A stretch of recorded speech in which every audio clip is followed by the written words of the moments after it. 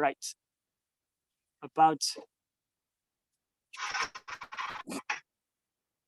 to head to the garden now. I'm gonna grab a little container for all my veggies and a knife. Okay, let's go for it. So, does anyone want to share a little bit what ingredients they've got in terms of vegetables and what they thought? Papa, j'arrive.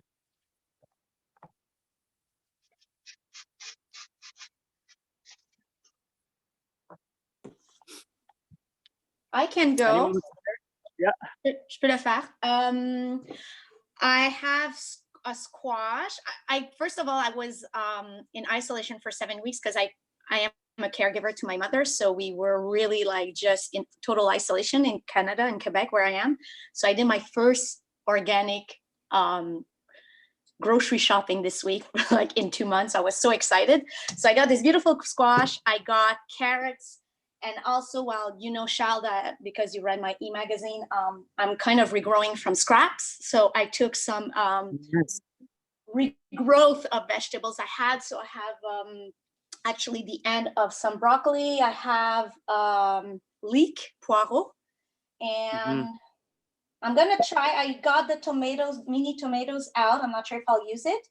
And also, like Céline, I took rice, but we have this gorgeous, like, tree-color couscous, pearl couscous that we buy here at Costco, which I'm always in love with. My mom is not fond of it. So I'm going to try maybe to mix that with the rice too. So I'd say that sounds great. Yeah. That sounds great. The only thing that kind of comes to mind in terms of your ingredients, Véronique, is the squash. You have to cut it very thin so it cooks fast, right? That's going to be the first challenge, I think. But from the rest, I think we have very similar ingredients, so it's going to be easy to go at the same time. So here's my dad. Bonjour, papa. Bonjour, papa. Bonjour, mon ami. Comment tu t'appelles? Là, c'est Véronique, mais on est à peu près une trentaine là en ce moment. Salut, Véronique. Allô, ça va bien? Bonjour. Oui. Ah, ça va. Séverine est là aussi. Bonjour, Séverine. Séverine, comment tu vas? Il y a Katie, il y a Steve qui est à New York, il y a Véronica qui est en Écosse. Christina, il y a Maya qui est là, Steph qui est Maya l'abeille. Maya B. Pearl qui est à Hong Kong. Ah, Hong Kong. I have been in Hong Kong in 18 a long time ago. A long time ago. Stefania, she's in Malta. She's une prof de cuisine. Aussi. Ah, ok. Une européenne. Voilà. Ouais. She speak English? Yeah. Brenda is in Costa Rica. Brenda. Tu vois, on a plein de monde. Elise is in New York. Tamara is en Normandie. Et voilà, Anna is in Amsterdam. Enfin, voilà. Hello, everybody. So we're going to go for a little round. Donc, papa, on va cueillir 5 légumes. We're going to pick 5 vegetables. And the only challenge that I gave my dad is to pick 5 vegetables with parts that we would usually waste, okay? Usually things that we buy at supermarkets and we don't use. So that's what I'm going to be making my stir fry with.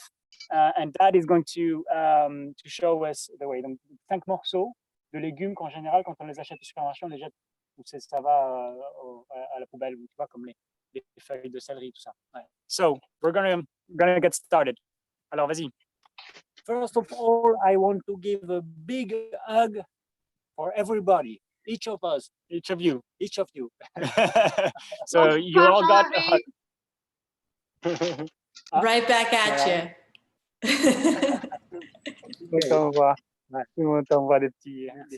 Okay, allez.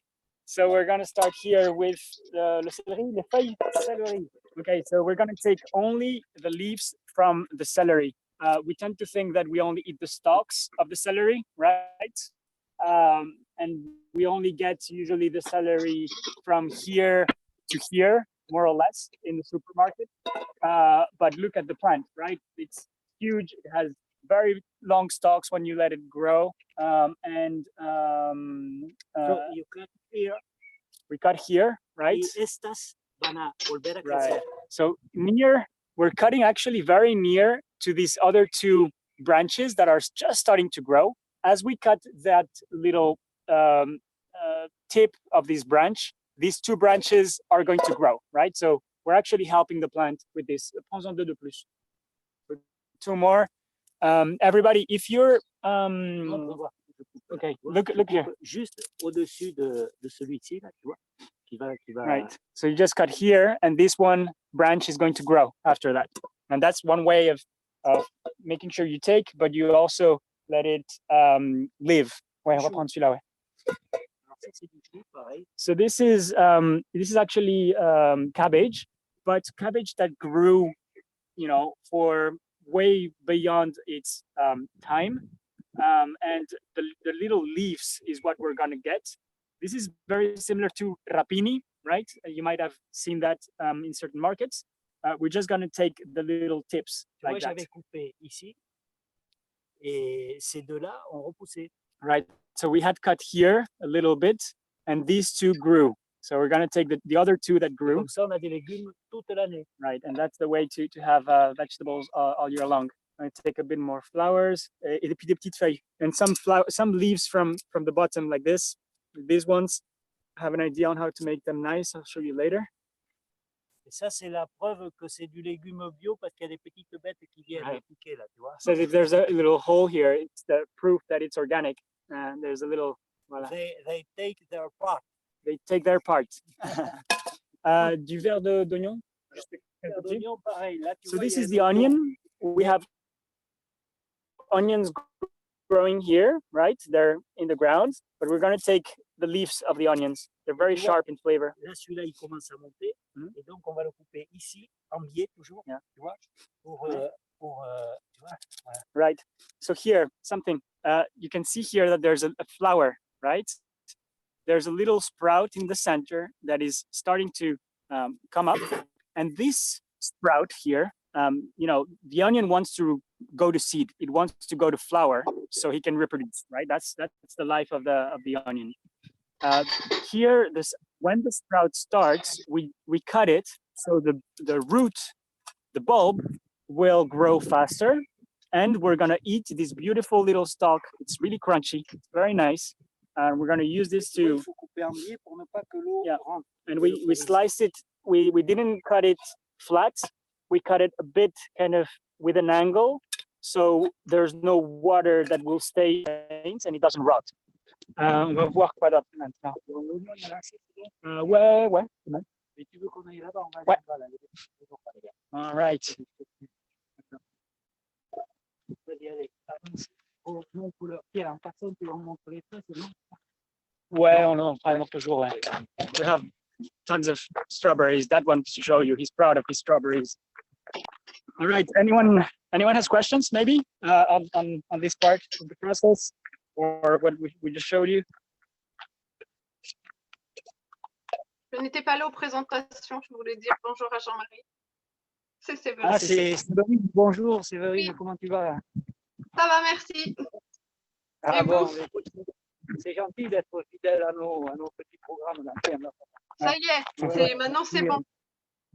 On te remercie beaucoup.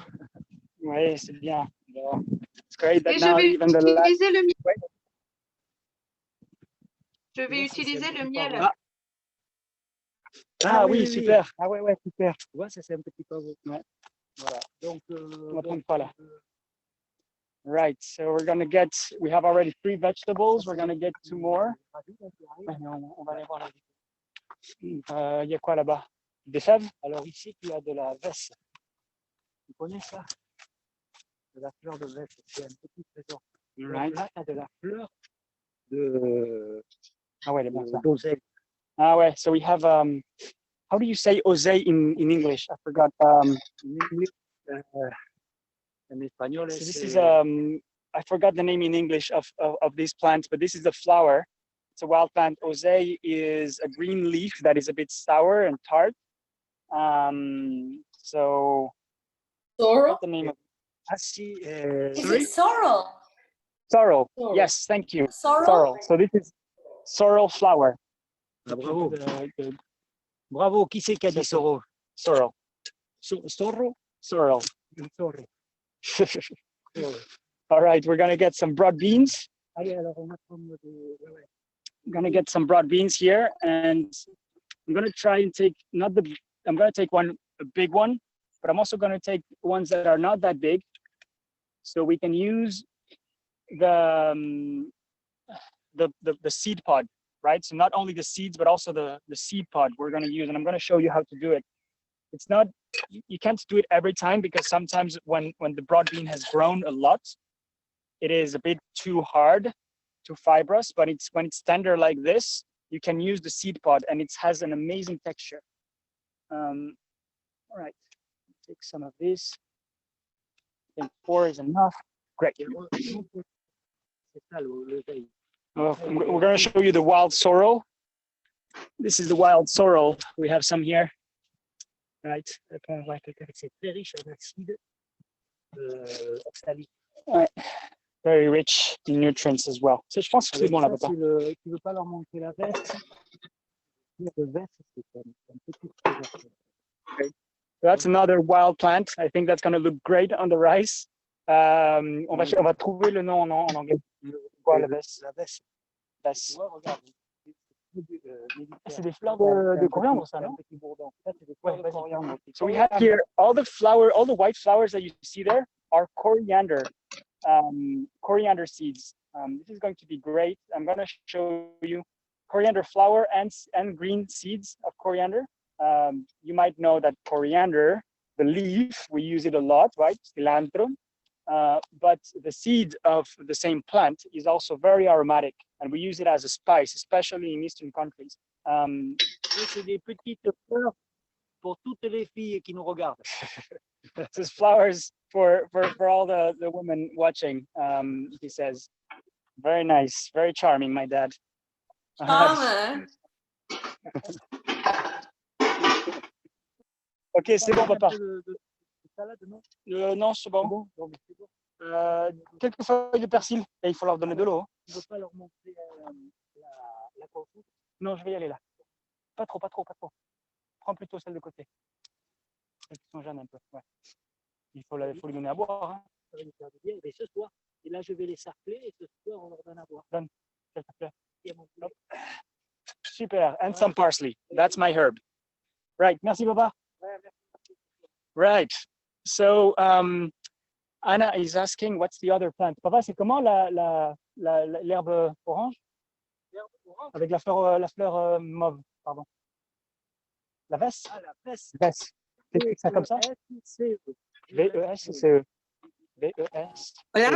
So, Anna, I don't know the name in English, but if anyone can, or someone on the call can Google V-E-S-C-E. And it's a wild plant, so maybe we can get the name in English. Hola, Yes. Charles, soy Yesenia. Hola, Yesenia, ¿qué tal? ¿Cómo estás? Bien, gracias. Tengo una pregunta. Sí. Se utiliza mucho en que comúnmente. No, Se Yesenia, corta. no te oí, se te cortó. Hola, de nuevo. En México utilizan mucho el cilantro para aromatizar casi todos los platillos, sopas, para los tacos, para los guisos. En Francia, ¿en qué lo utilizan comúnmente? Ah, claro, buena pregunta. So, Yesenia from Mexico is asking, he's saying that in Mexico they use coriander for lots of things, but she's asking me in France if there's any use. La respuesta de Yesenia es en Francia no se usa mucho el cilantro. Nosotros tenemos porque nos encanta y lo cultivamos, pero en general la gente en la gastronomía francesa no le gusta mucho. Yo creo que hay algo genético, a la gente le parece a veces el aroma muy fuerte y mucha gente le parece que como que sabe a jabón, que es muy raro. No todo el mundo, pero como un 30% de la población acá no le gusta el cilantro y es algo genético. De hecho, esto ya está comprobado, que el aroma del cilantro, ciertas personas lo perciben como que huele a jabón. Entonces no es una hierba muy común, es un poco exótica. Aquí en Francia se usa poco, más que todo en restaurantes exóticos. So, Ok, muchas gracias. Con gusto, Yesenia. So I was just sharing that in France, we don't use a lot of coriander because there's actually a gene in certain, this has been proven, certain European countries have, or kind of ethnicities, have a gene that makes them perceive coriander as soapy. It tastes of soap. So it's a particular gene that makes coriander smell kind of soapy. And so it's not very common. And if you cook for a European, ask if they like coriander because sometimes they don't. Right. I'm gonna go wash my ingredients. I'll be back in a second.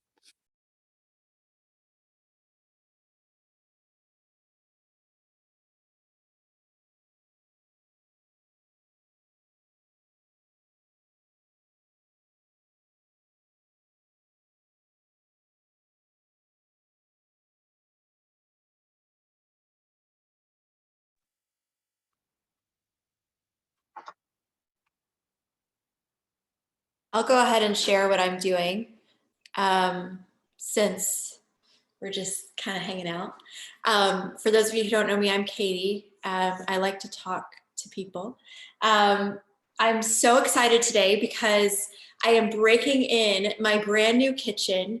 It was, my house was built in 1969 and it's a really beautiful space, but it definitely needed an update. So I'm very, very excited. It's been under renovation since January because of COVID. So I have today Hadley asparagus. Hadley is a town in Western Mass. It's known for its asparagus. It's actually called Hadley grass as a nickname. Ah, nice, Veronica. Yes. And fun fact, the Queen of England gets Hadley grass every year shipped to her because it's so stinking good. So I'm very excited. It's like 5 minutes from my house. I have, let's see, baby bok choy. Since we've been under quarantine, we've had local deliveries, like a farm collective that's had local deliveries. You just make like your choices of what you want each week. And they put together like this whole bunch of things for you. And it's amazing. So I have microgreens. I have bok choy. I have parsley. Let's see. Oh, pepper and spring garlic with the roots that I'm going to use, root to tip. And then your choice, oyster or shiitake mushrooms, both local. Which one should I use? First person to speak. Oyster. Shiitake. Oh, maybe I'll do both. A little Mix of both. it, just mix it up. Yeah. All right. All right, so that's it for me. Thanks, Katie, y'all. And your pepper, are you going to cut it like this way or in cubes or how were you planning? I think I'm gonna do like a little diagonal decorative action. When I'm in these calls, I get very inspired to use different angles because that's what Charles does, and he's taught us different knife skills. So I think I'm gonna do a little bit of diagonal and definitely put the seeds in there as well. Can we have a kitchen tour? Yeah. Okay. So start from here. So this is coming in from the hallway.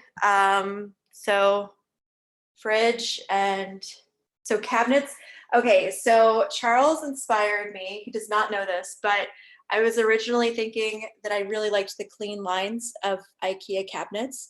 But because of Charles, I kept my cabinets and we just repainted them and had them refinished.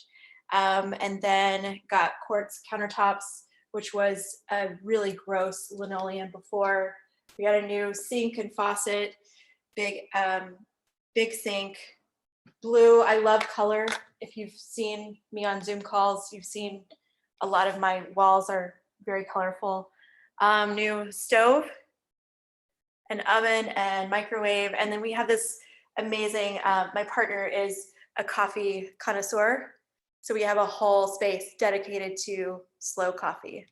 So, oh, and then this amazing, like, we're still moving in, but this amazing counter space, which will have counters or stools eventually. Lovely. So you get to see it. Thanks, y'all. It turned out beautiful. I love the color blue. Thanks for sharing, Katie. Thank that's super you. nice that you're cooking for the first time in your kitchen, doing this. That's amazing.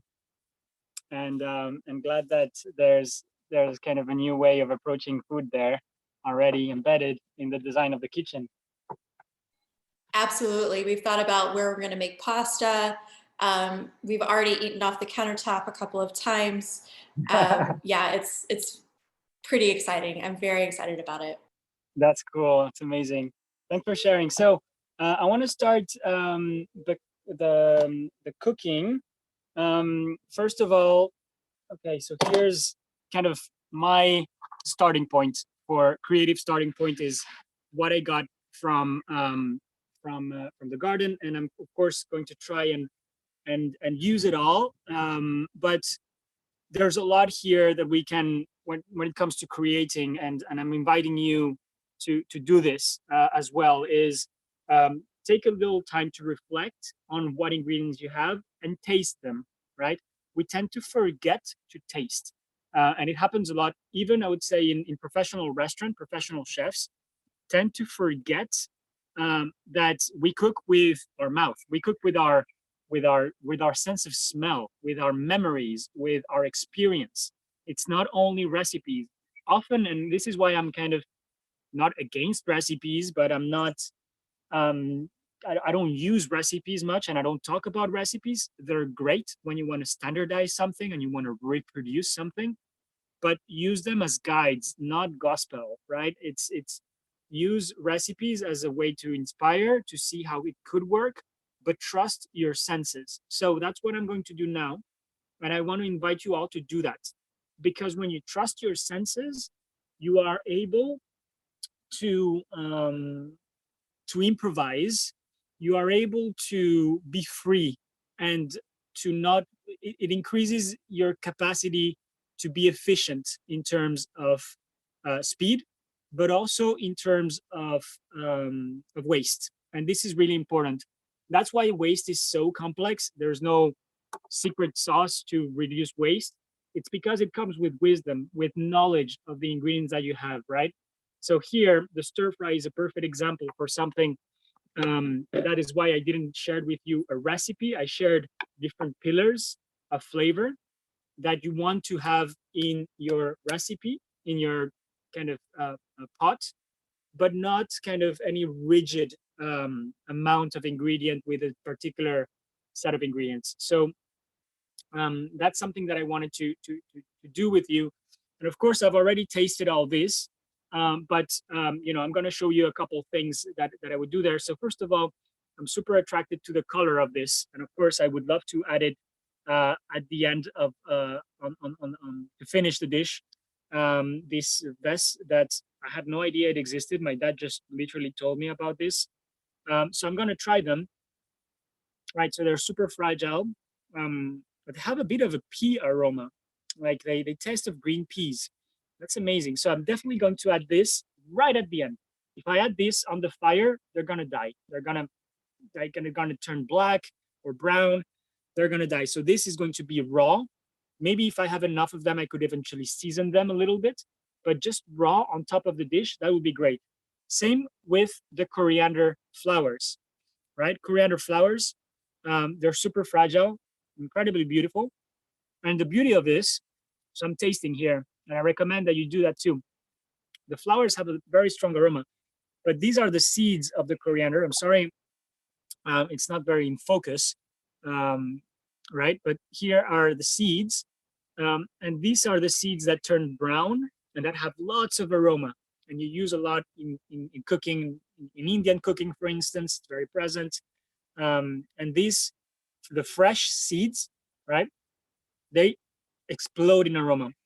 And they give you like a minty, It doesn't smell of coriander. It smells of something like very complex and very nice. So this, I'm going to add a bunch of this in the stir fry, and that's going to bring surprises of flavor. Like every time you're going to chew into that little bulb, it's going to bring up that aroma, right? And that's very important, that you create surprises. And so, right, I'm gonna pick all these little flowers that are actually becoming seeds of the coriander, and this is going to go at the end on my dish. So I'm gonna see if I have a few more here. Right, so those are all the seeds that I have. Have a few more here, right? So, but this is tasting that I really realize, okay, this is gonna go right at the end in my dish, right? This broad beans. Broad beans are very rich in L-dopa. L-dopa is a precursor of dopamine. And dopamine, if you know, you might have heard of this molecule, dopamine. It is responsible for a lot of, actually, of partly sensations of pleasure and happiness, right? They're very important. This molecule like serotonin and dopamine in particular, are two of the kind of the most important substances that our body produces that are related to well-being and feeling good in your body, right? So these broad beans are very rich in tryptophan. Tryptophan is a precursor of dopamine. If I eat broad beans, my body has the building blocks to create serotonin tomorrow, right? So this is very important. Check out tryptophan. Tryptophan,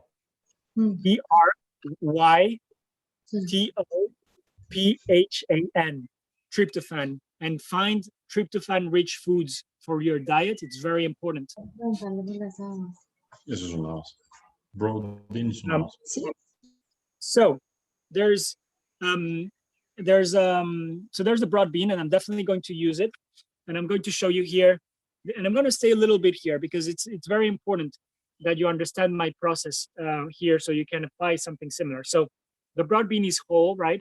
If I cut it in half, just like that, I have these two halves, and inside it's pretty beautiful, and it has the skin and the seed, right? So I have skins and seeds. Seeds are perfectly beautiful, right? And in general, in restaurants, you tend to use the seeds only. Sometimes in restaurants, they even peel it. If you eat this peel raw, what does it taste like? It's sweet. It's a bit tart. It has really good aroma, but it doesn't have the same consistency as the seed. So I want to give different times of cooking to the seed and the skin of the seed, right? I don't cook them whole. I cook them separate. So I'm actually going to peel, and depending on the result that you want to get into your dish, the skins, the seeds, and the seed pods are going to be cooked different amount of times. They're going to go in the pot, in my pan, at different stages, right? I want everything to peak. I want everything to be at its perfect texture when I put it on the plate, right? But if I add the skin of the seed pod, the seed, and the skin of the seed at the same time, this is going to be overcooked. The skin of the seed is going to be overcooked, and the seed might be well cooked, and this is going to be undercooked, right? So they all have different textures, but you only get this approach if you really put things in your mouth, if you taste them, if you crunch into them raw. It's going to give you an idea of how well these different parts are going to play in a preparation. So this is my seed pod. This is about, okay, one broad bean pod. I have like 20 grams, like nothing, right? It's like not much food, right? It's just like 5 seeds inside here. Here, I have probably 100 grams or 80 grams, 20 grams, 80 grams. I'm throwing away 80% of, normally in restaurants in general, we have these broad beans and we tend to throw this away to the garbage, right? And we eat this, and sometimes we even peel it in restaurants. That's outrageous. If you ask me, that's outrageous when you think of the nutritional properties and the different textures and aromas, right? So this is what you, of course, saw us with Rodrigo talking about in the final table, because we wanted to say this. We wanted to use these ingredients because we wanted to have a little time on Netflix saying how we can be creative with these parts that are forgotten.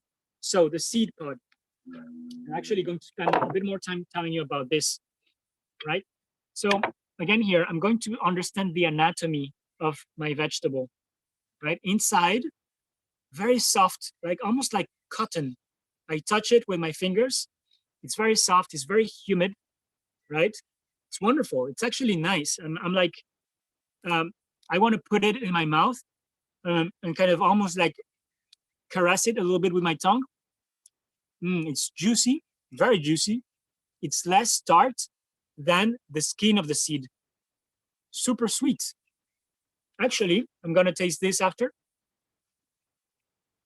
Okay, so this has more aroma, for sure. The seed of the broad bean has more aroma, but I like better the texture of the seed pod.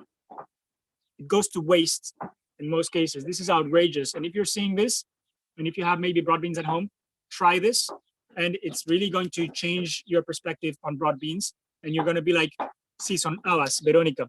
I'm not sure who was asking, but son habas. Las habas son deliciosas, la cáscara de las habas. So what's happening here? Thank you for asking, Diego. One thing that happens here is that the skin of the beans, of the broad beans. So I'm going to show you a whole one. The soft part is this part here. Here you have a little more fibrous strand, very fibrous. If I break it here, right? I didn't get to grab it, but you have like these little fibrous strands, and they're very hard to chew, right? If I take this, right? Look, these guys, super hard to chew. So that part I don't want. This part I don't want. But it's only a few grams. So have a look here. Right. I take with the tip of my knife, and I'm just gonna take out the fibrous strand here. And I'm gonna keep. So this is what I throw away, right? Actually, maybe this will, I'm actually gonna give it to the chicken, right? But it's minimal the amount of broad bean that I'm gonna throw away. I'm just gonna use this part, right? Look at this, beautiful vegetable. This is usually thrown away. So I'm just going to take some of this, right? I'm gonna take away the part that is a bit too thick, right?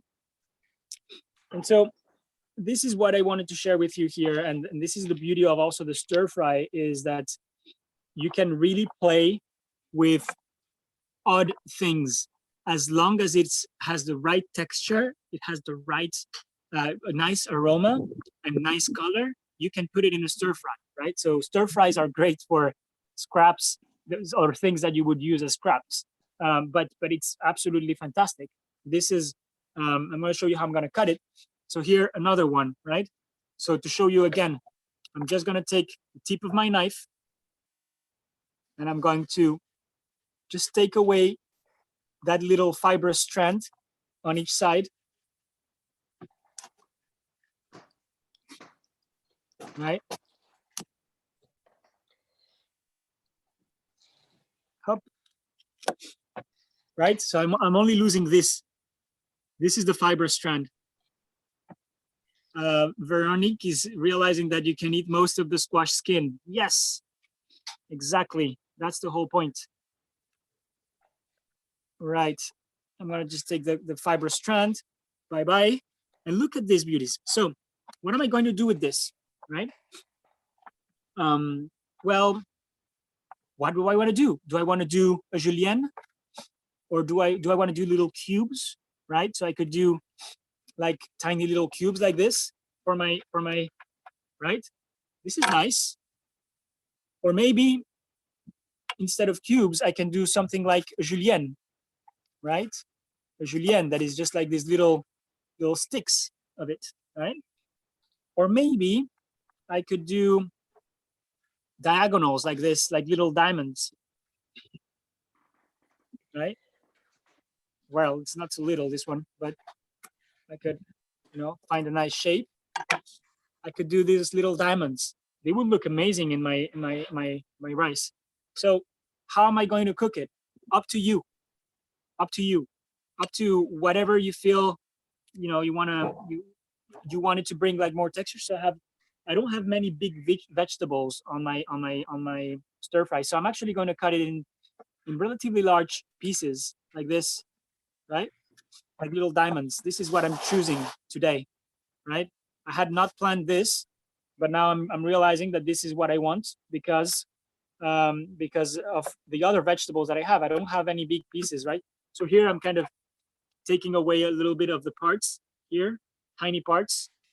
I'm not going to throw them away. I just want some of these to be very nice and have a nice shape for visual presentation, of course.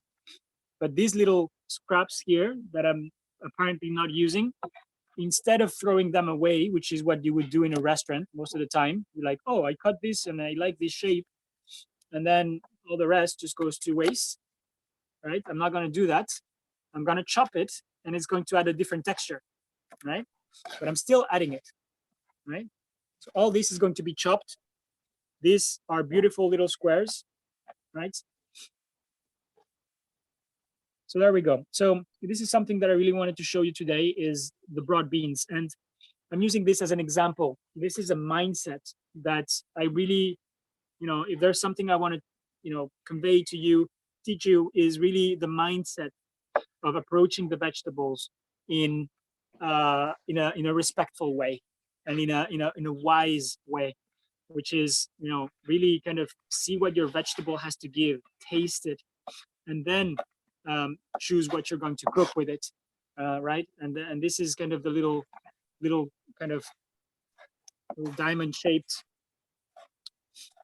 skins of the broad bean are actually going to be one of the stars of the dish, and people are going to taste it and they're like, wow, what is that vegetable? I've never seen it. It's like, well, this is something that goes to waste, right? That's the kind of thing that is surprising, and even to your guests, you can teach them something through using this vegetable, right? There we go. My mise en place, right? I have these little squares. I put it here. And all these little scraps here, I'm just going to chop it, and I'm going to add it maybe even raw. It's going to add some crunchy, right?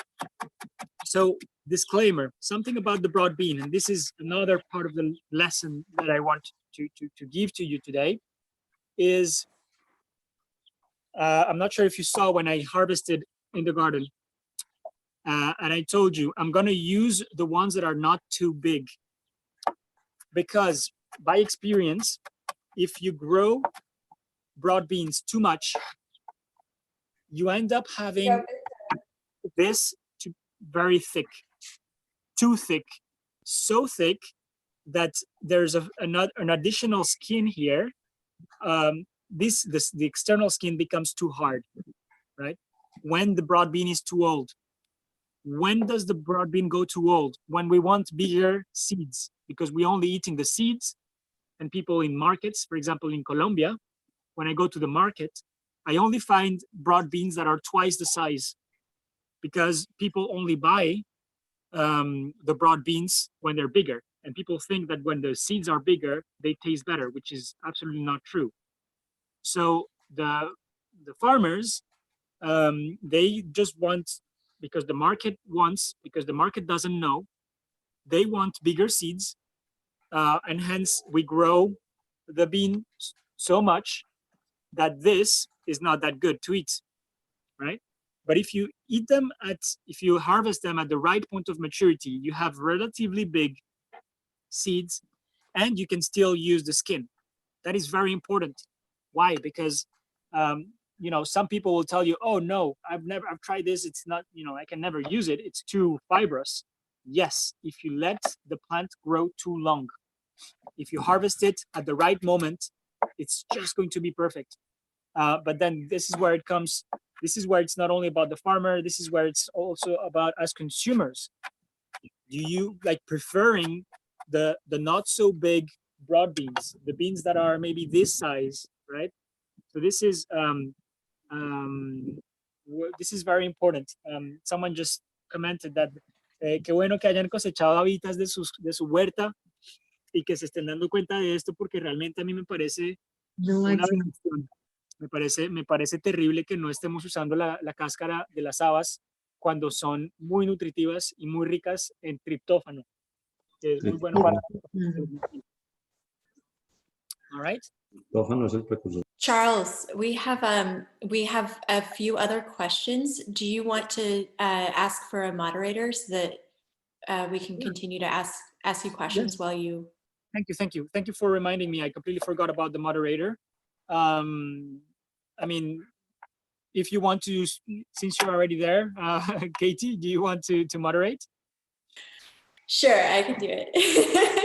Yes, Katie. I'm happy to. Okay, go ahead. So let's see, Maya asks, is there anything important to remember when using skins of veggies we normally throw out nutrition-wise? Any fibers we wouldn't be able to digest? I feel scared using these sometimes because I don't know about their makeup. It's true, it's true. First of all, Maya, I always love your questions. There's wisdom behind every single question that you ask, and I really like the questions that you ask. So that's very true. Some vegetables will be, so first of all, buy organic. If you don't buy organic, the skin is where all the pesticides will be in general, right? If I don't get organic broad beans, these guys will have been sprayed, right? And so maybe the seed doesn't have too much poison, still has some, but the beans, the skins, is what will have all the poison. So buy organic, always, always, always, because, or from a farmer that doesn't use, not necessarily, is not necessarily going to be organic certified, but he's not going to use pesticides on it. And this is very, very important, right? So first of all, check if it's organic. Otherwise, you know, at your own risk, but you know, try not to use veggies that are not organic. So that's the first thing. Second, any bad fibers? I think, so we've evolved for 2 million years as humans, but for more time as animals. And I think that our senses are very well trained to tell us what is good and what is not, what might be harmful. So that's why I always do the mouth test. Put it in your mouth. If it tastes good, if it tastes like with a bit of heat it would be good, cook it. If you put it in your mouth just a tiny bit, and it's like, oh no, this is no, and your gut feeling is no, then don't use it, right? And that's kind of my general rule of thumb. Taste it. But then I think, you know, how did our ancestors deal with this question?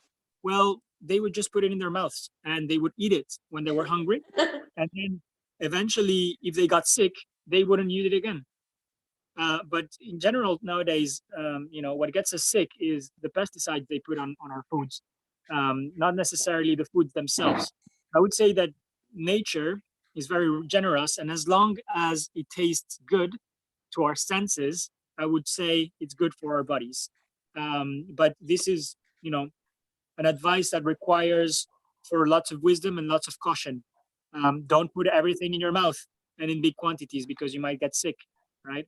Be very, very, and ask for advice for people who know wherever you live, who know about these plants. Ask the elders, right? That because in general they have more knowledge before they go, because soon the elders will be a generation of folks that never lived in nature, and so never had access to this wisdom. Things are getting lost. Right, so I hope this answered parts of your question, Maya. Is there any other question, Katie? Yes, we have one more question from Veronica.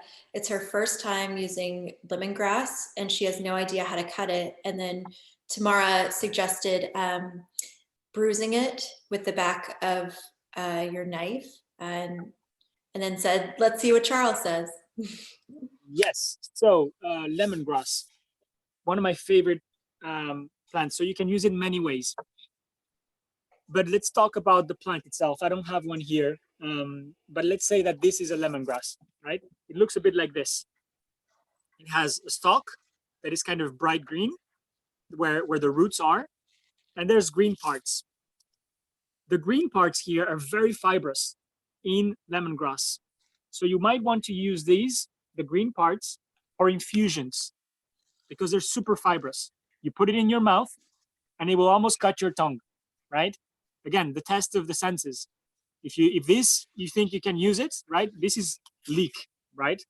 If I put it in my mouth, it tastes like onion. Ouch. Lots. It's a bit chewy, but so that's the test for this leek. But if you do the test with a lemongrass, it will almost like cut your tongue because it's very fibrous. So the tops use it in infusion.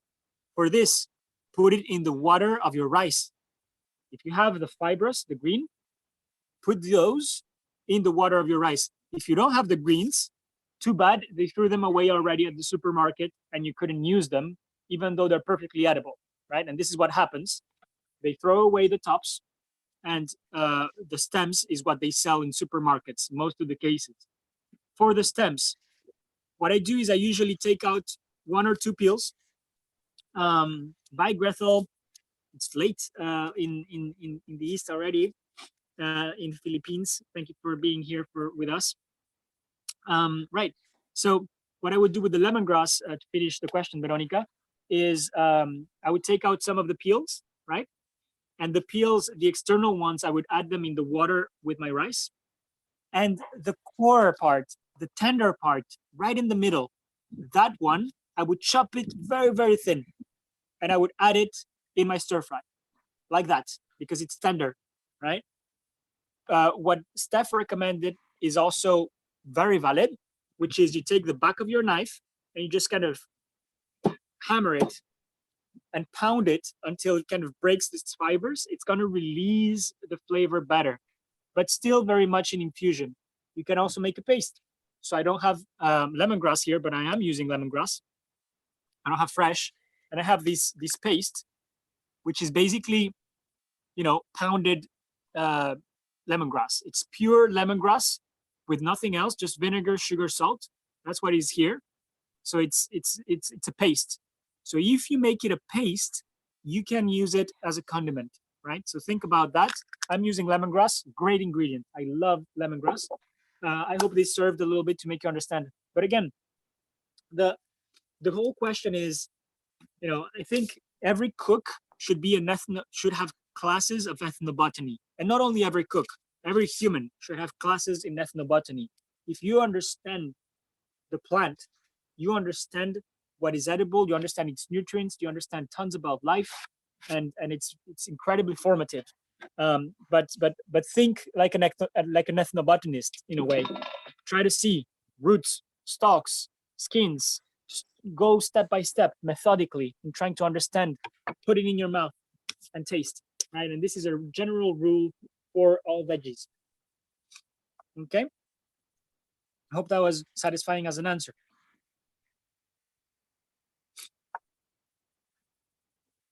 All right. Do we have any other questions, folks? One more question. For broccoli, what kind of cut do you recommend in stir fry? Very good one. So I wish I had a broccoli so I could show you. All right.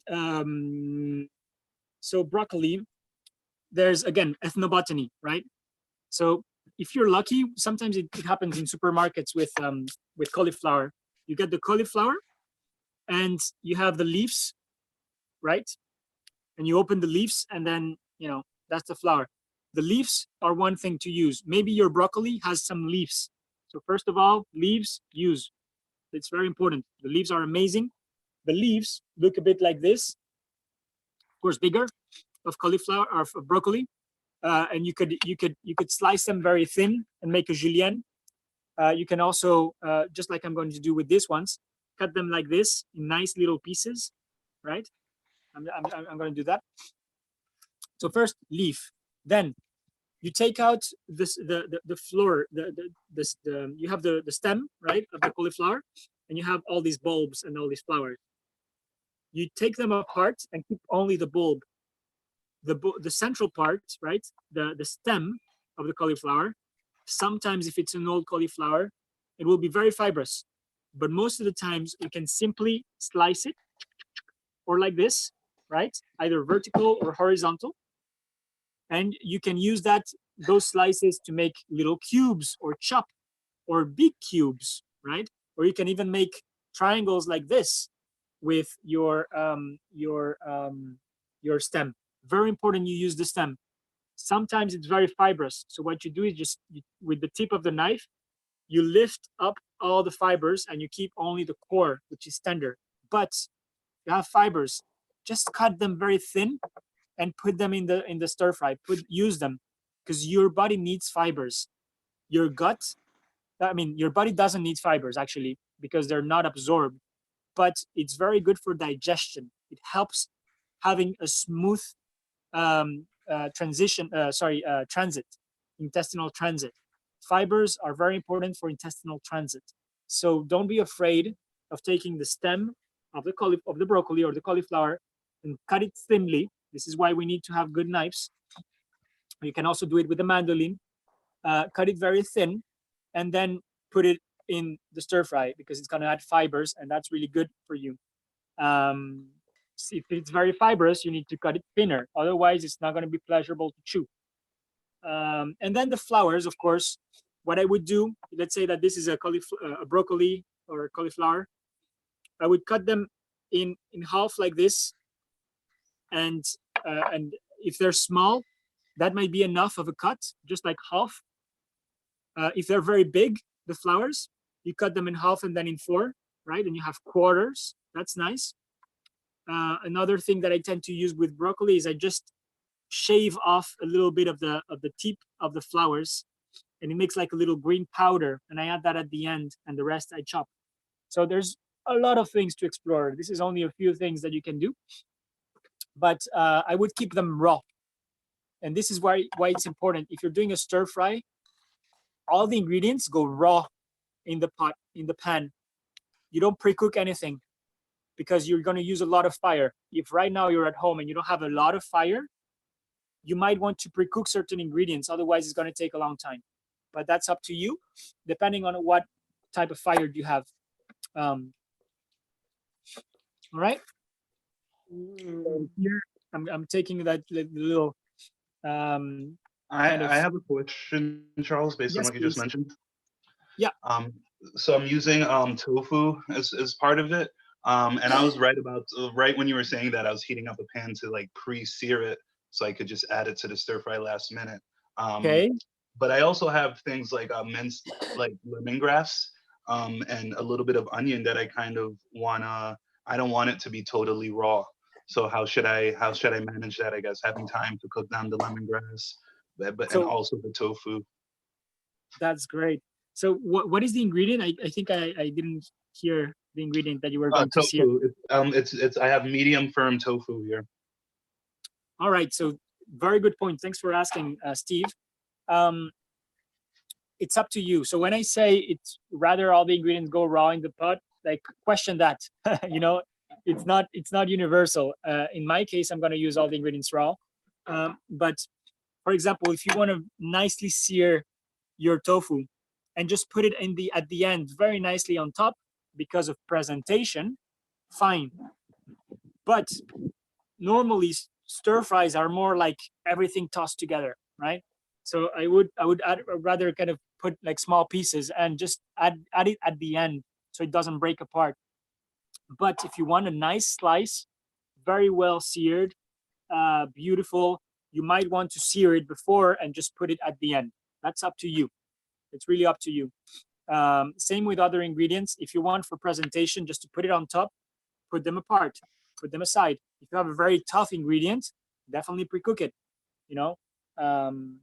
So for example, sweet potato, you might not want to put like raw sweet potato unless it's very, very small dice. If you have a big sweet potato, you pre-cook the sweet potato and then you add it just at the end, right? Because otherwise it falls apart in puree. So I hope that answers your question, Steve. Yes, it does. Thank you. Thank you. Pleasure. Right. So here I'm continuing with my, I'm just cutting, as you can see, different vegetables, different shapes. I have all kinds of shapes here, lots of greens. Hey, Chris, are you gone? So we're gonna also talk about the rice, right? My vegetables, I'm just almost done with my vegetables. I'm gonna finish my vegetables. No, wait a minute. The rice needs to cook. So I'm gonna start with the rice and then I'm gonna finish my vegetables. Rice. So for the rice, you want to, so maybe you have quinoa, maybe you have noodles, maybe you're doing rice, but it's up to you how you're gonna do it. What if I had lemongrass, I would add lemongrass stems, leaves into my rice, into my water, boiling, okay? Just here.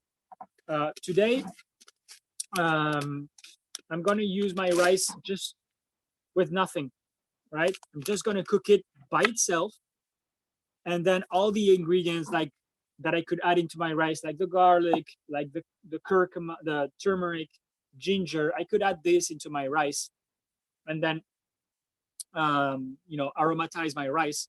But I prefer using this in the stir fry and then add my rice with nothing. This is a jasmine rice, premium rice.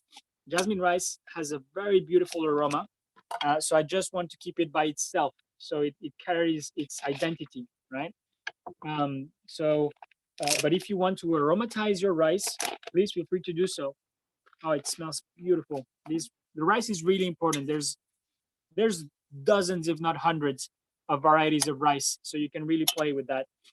One thing is really important for your starch. You have to cook it perfect. Not too much because otherwise it's gonna do a paste.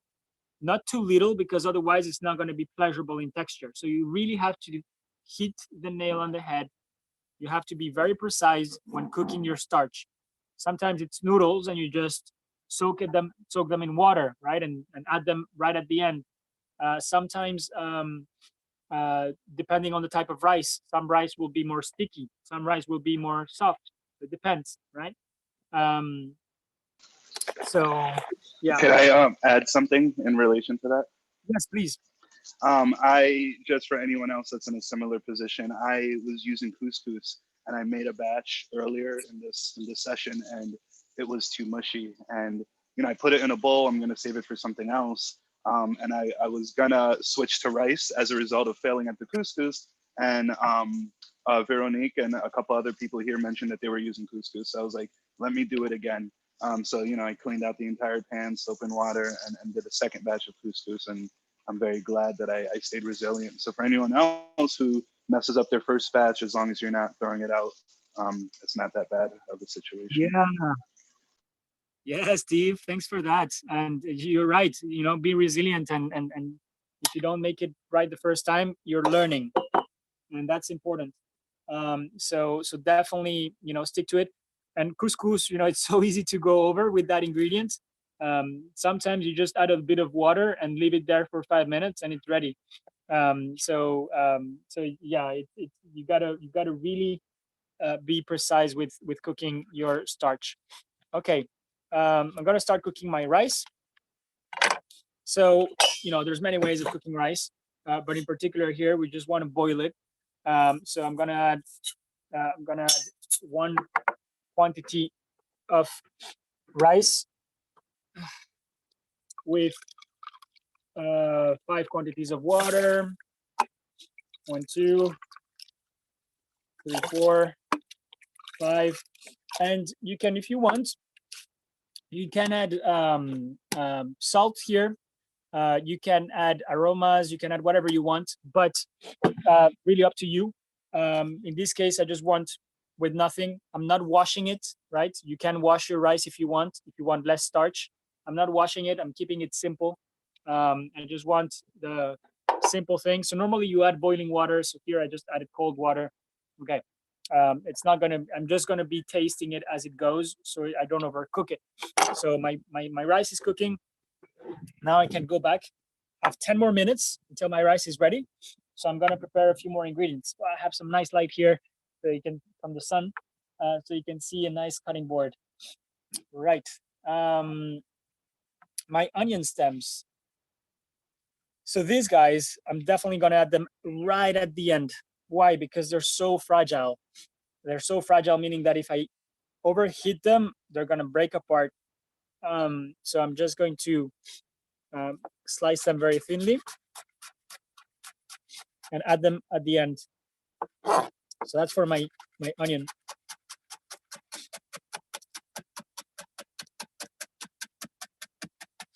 Not too thin, because I do want to see a bit of texture, right? Okay, not too much. This, I'm gonna keep it for later because we're gonna be cooking with family. Look at this. This is a flower stem of the onion. Beautiful ingredient. I'm just going to cut it in half. And this is going to be one of the beautiful elements on top, right? Look at this. Looks almost like, looks like an asparagus, but it tastes like a wild asparagus, but it tastes of onion, of course, right? So this also at the end. What else am I going to add here? I have some parsley. I'm going to chop some parsley. Actually, no, not even chop. I'm just gonna put some leaves like this, right? Just like that. Simple. And the stems, this is something I really like doing. So the stalks of the parsley, what am I doing with them? Throwing them away, of course. Right? So I'm going to just take them and chop them very thinly. They taste amazing. And this is an ingredient I often do this with the stalks of the aromatic herbs, basil, with parsley, with coriander, stalks, because they give a very nice punch of flavor that is slightly different to the one of the leaf, right? So I'm going to look at this. It's going to add, you know, it's this beautiful little thinly chopped parsley stem. Okay. What else? Okay. Right. So the rest, I'm going to have some flowers, which I'm definitely going to add at the end on my dish.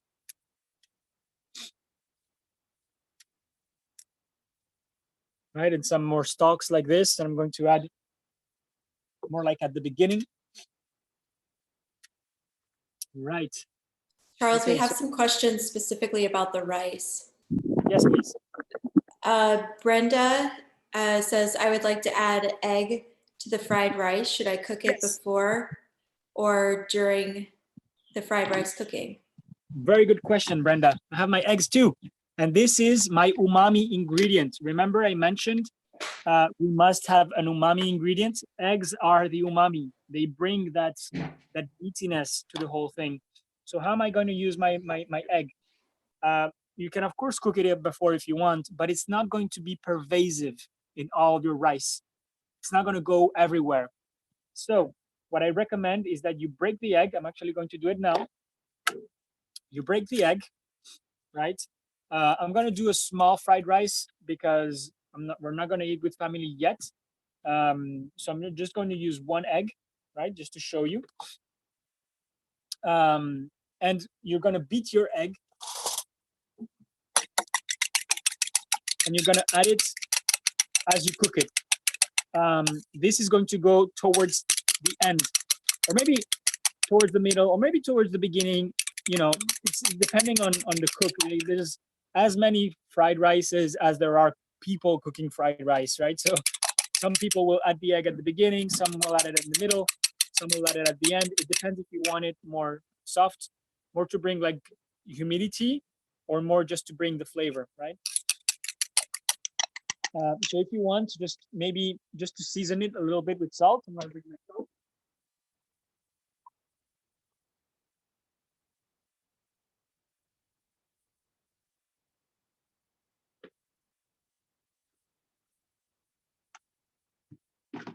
Right, so just gonna add just a tiny bit of salt to the egg as I beat it, and this is gonna go during my process. Right, so that's how I recommend it. Of course, it's not an absolute truth. You can use your egg in many ways. You can also poach the egg and put it in the center on top. Amazing. I actually might do that. You can poach your egg and just put it on top at the end, so people can cut the egg and it can melt on top of the rice. Amazing. You can also do a fried egg and put it on top of rice. This is something that we do in Colombia a lot. Just huevo frito on top of the rice. Amazing. So it really depends on what you want, how you want it. To really have the flavor of the egg everywhere in the rice, which is very important for umami, I would beat it and add it as we cook it. Okay, any other questions? Yeah, we have some questions about spices. So specifically saffron, when should I put it in the rice? Or should I put it in the rice or in the stir fry? And I guess I have a broader question. Where should we add the spices? Right, very good. So when we say spices, what do you mean, right? So there's so many types of spices. Some of them are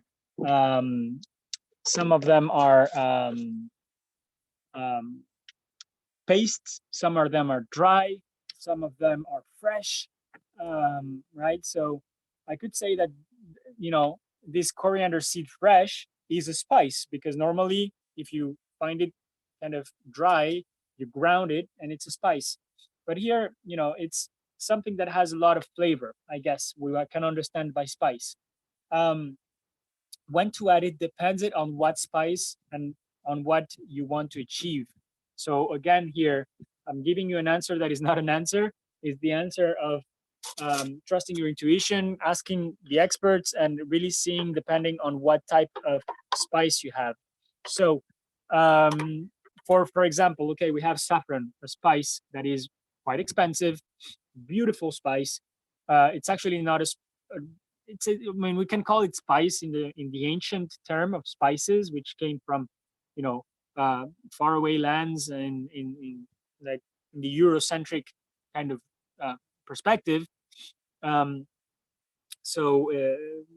it's actually a flower, and it's very fragile. It's not like other aromas that are very strong. So you can use it two ways. You can infuse it and add it to your rice, but then you're not gonna have the aroma, you're gonna have the color. So you can make your rice yellow orange if you add your saffron into the cooking water of your rice. But you're gonna wash away most of the aroma of the rice using it of the saffron using it that way. You can also, what I would do for saffron, if you really wanted to smell of saffron, is I would warm up a tiny bit of water or another liquid, and I would pour it on the saffron just to warm it up. And that water would soak in all the flavor of the saffron. And then I would add it right at the end in my dish to have really a fresh aroma of saffron at the end and really use the whole aroma. So it depends. Do you want saffron for color, or is it a very expensive, high quality type of saffron and you want it for the aroma? Because it would be a shame if it's a very expensive type of saffron that you wash it away, the aroma, right? So this approach that I just mentioned for saffron, you can actually use it for any spice that you have. How is it presented? How intense is the flavor? Does it resist heat? If it doesn't resist heat, maybe I put it at the end. Saffron does not resist heat very well. Like you wouldn't overcook and kind of, you know, on a very high temperature saffron, right? So it really depends on the spice that you use. And also spices, you got to know your spice before you use it. So most likely, if it's your first time with the spice, you might not have a perfect result. Maybe you get it, but most of the times you need experience in order to get the right amount of spice at the right moment.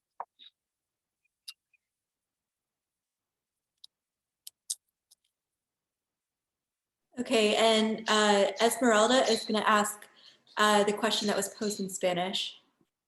Yes. Por favor.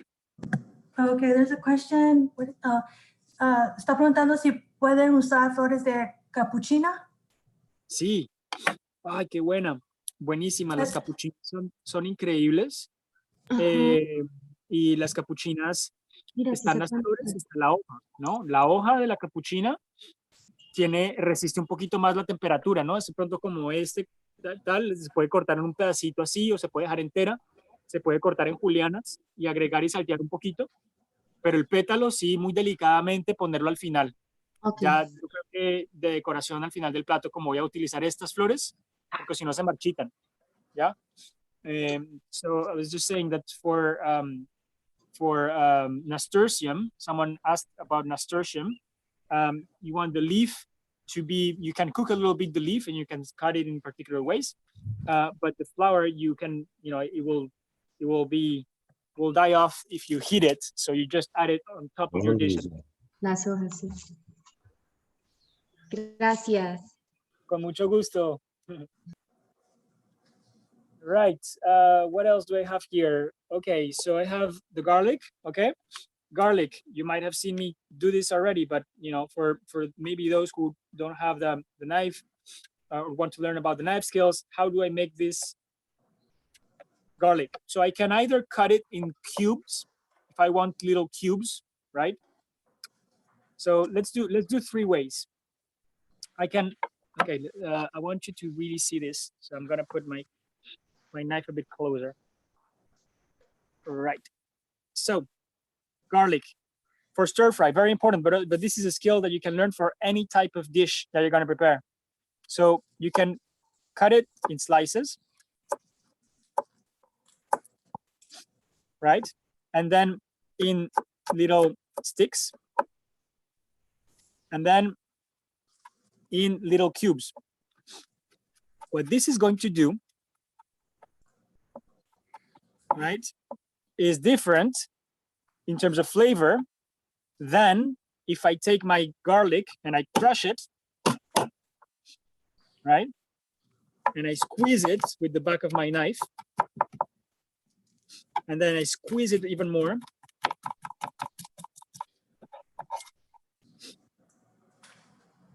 Right? Squeeze it even more. And then I cut it and I chop it and I make a puree. Very different. First of all, here it's going to start oxidizing and it's going to change its flavor, right? But I'm making a puree here of garlic. Very different aroma. And I can also just make little slices like this, very thin.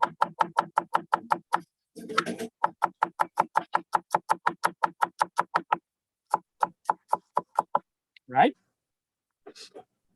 So, 1 ingredient, 3 different slicing techniques, and merci, Baba, and 3 different flavors in my preparation. So let me walk you through this, and this is very important because garlic is such an essential ingredient. First of all, garlic has glutamate. It adds umami, very important. This is why we want garlic almost in, it's very present worldwide because it really, and it also has antiviral and antibacterial properties in vitro, which means that for humans, it could actually work as a very strong element to raise your immunity, right? This is, there's not much research on this, but in vitro, it has been proven to be antiviral and antibacterial. It's an incredible medicine, right? So very present, but it also has lots of glutamate. And that means that it's actually amazing to add flavor. So you want that flavor to be present everywhere. If you want that flavor to be present everywhere, oh, my rice is ready. Just a second. I'm gonna strain it.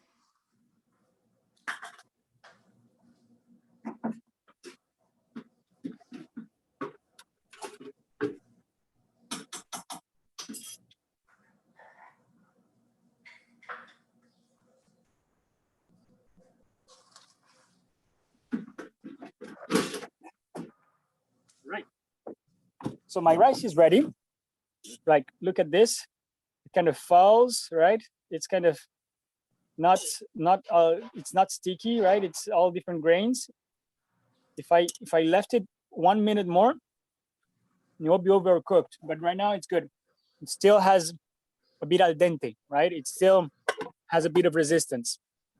Right. Back to my garlic. I want this flavor, just like the egg, to be present everywhere in my rice. What is the one that you would use if you want it to be present everywhere? Which one of the cuts that I'm putting here? Do you want to unmute and think, or vote maybe on on the comment section? Paste. El segundo, machacado. Machacado, sí, señor. I personally would use the mince. I think that would like spread around the dish. Minced like this one, the first one? Yeah, the first one. The only thing is I feel that, you know, when you crush it, you do get more of the juices. But in terms of spreading it, I think for me, it's the first one. Okay, good. Okay.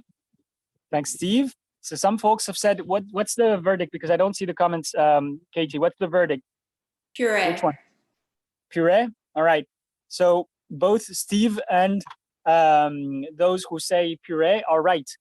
Definitely not this one, right? If you want it to be everywhere. Steve, if you add enough and if you cook it properly, yes, it will be present all over. If you add it at the beginning, for example, and you aromatize your oil with it, right? And if you slice it very thin, it's good. But the one who gets more everywhere is going to be the puree, right? But these are the two best options, okay? So so that's how I want you to think, right? How am I gonna cut it? It's not mechanical. Each different cut is going to have a different release of flavor in your preparation. It also depends on how you cook it. It also depends on how you apply heat, okay? Because one thing you don't want with garlic is to burn it. But if you get it almost to burning, you just brown it a little bit, it has an incredible aroma. So I'm going to use the three of them, okay? That's my decision, is I'm going to do this type for the general flavor. I'm going to do this one to have little bits. And this one, I'm actually going to add it at the end, at the beginning, and I'm going to roast it. And it's going to be crunchy. And you're going to be able to see the crunchy garlic on the dish. This is amazing. Crunchy with a bit of salt. This is delicious, right? So I'm going to, at the beginning, the first thing that I'm going to do in hot oil, I'm just going to put these like very hot oil. I'm just going to brown them and I'm going to take them out and I'm going to add them back at the end, right? It's going to be crunchy. It's going to be brown and beautiful color and amazing aroma, right? So I'm going to use 3 techniques for my garlic. Right? If you don't have any questions, I'm going to move on to the next aspect. Charles? Oui. Est-ce que tu veux que je te donne les ingrédients ou tu voudras voir à la fin? J'ai fini. Oh, you finished already. All right. Oui. Okay, let's all see what already Séverine already finished. Fais-nous voir. Alors, hop.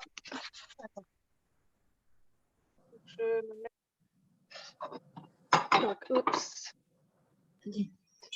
Donc, en fait, j'ai fait le quinoa. J'ai un peu filmé quand j'ai quinoa orange. Donc, en fait, ce que j'ai fait frire tout d'abord échalotes, ail.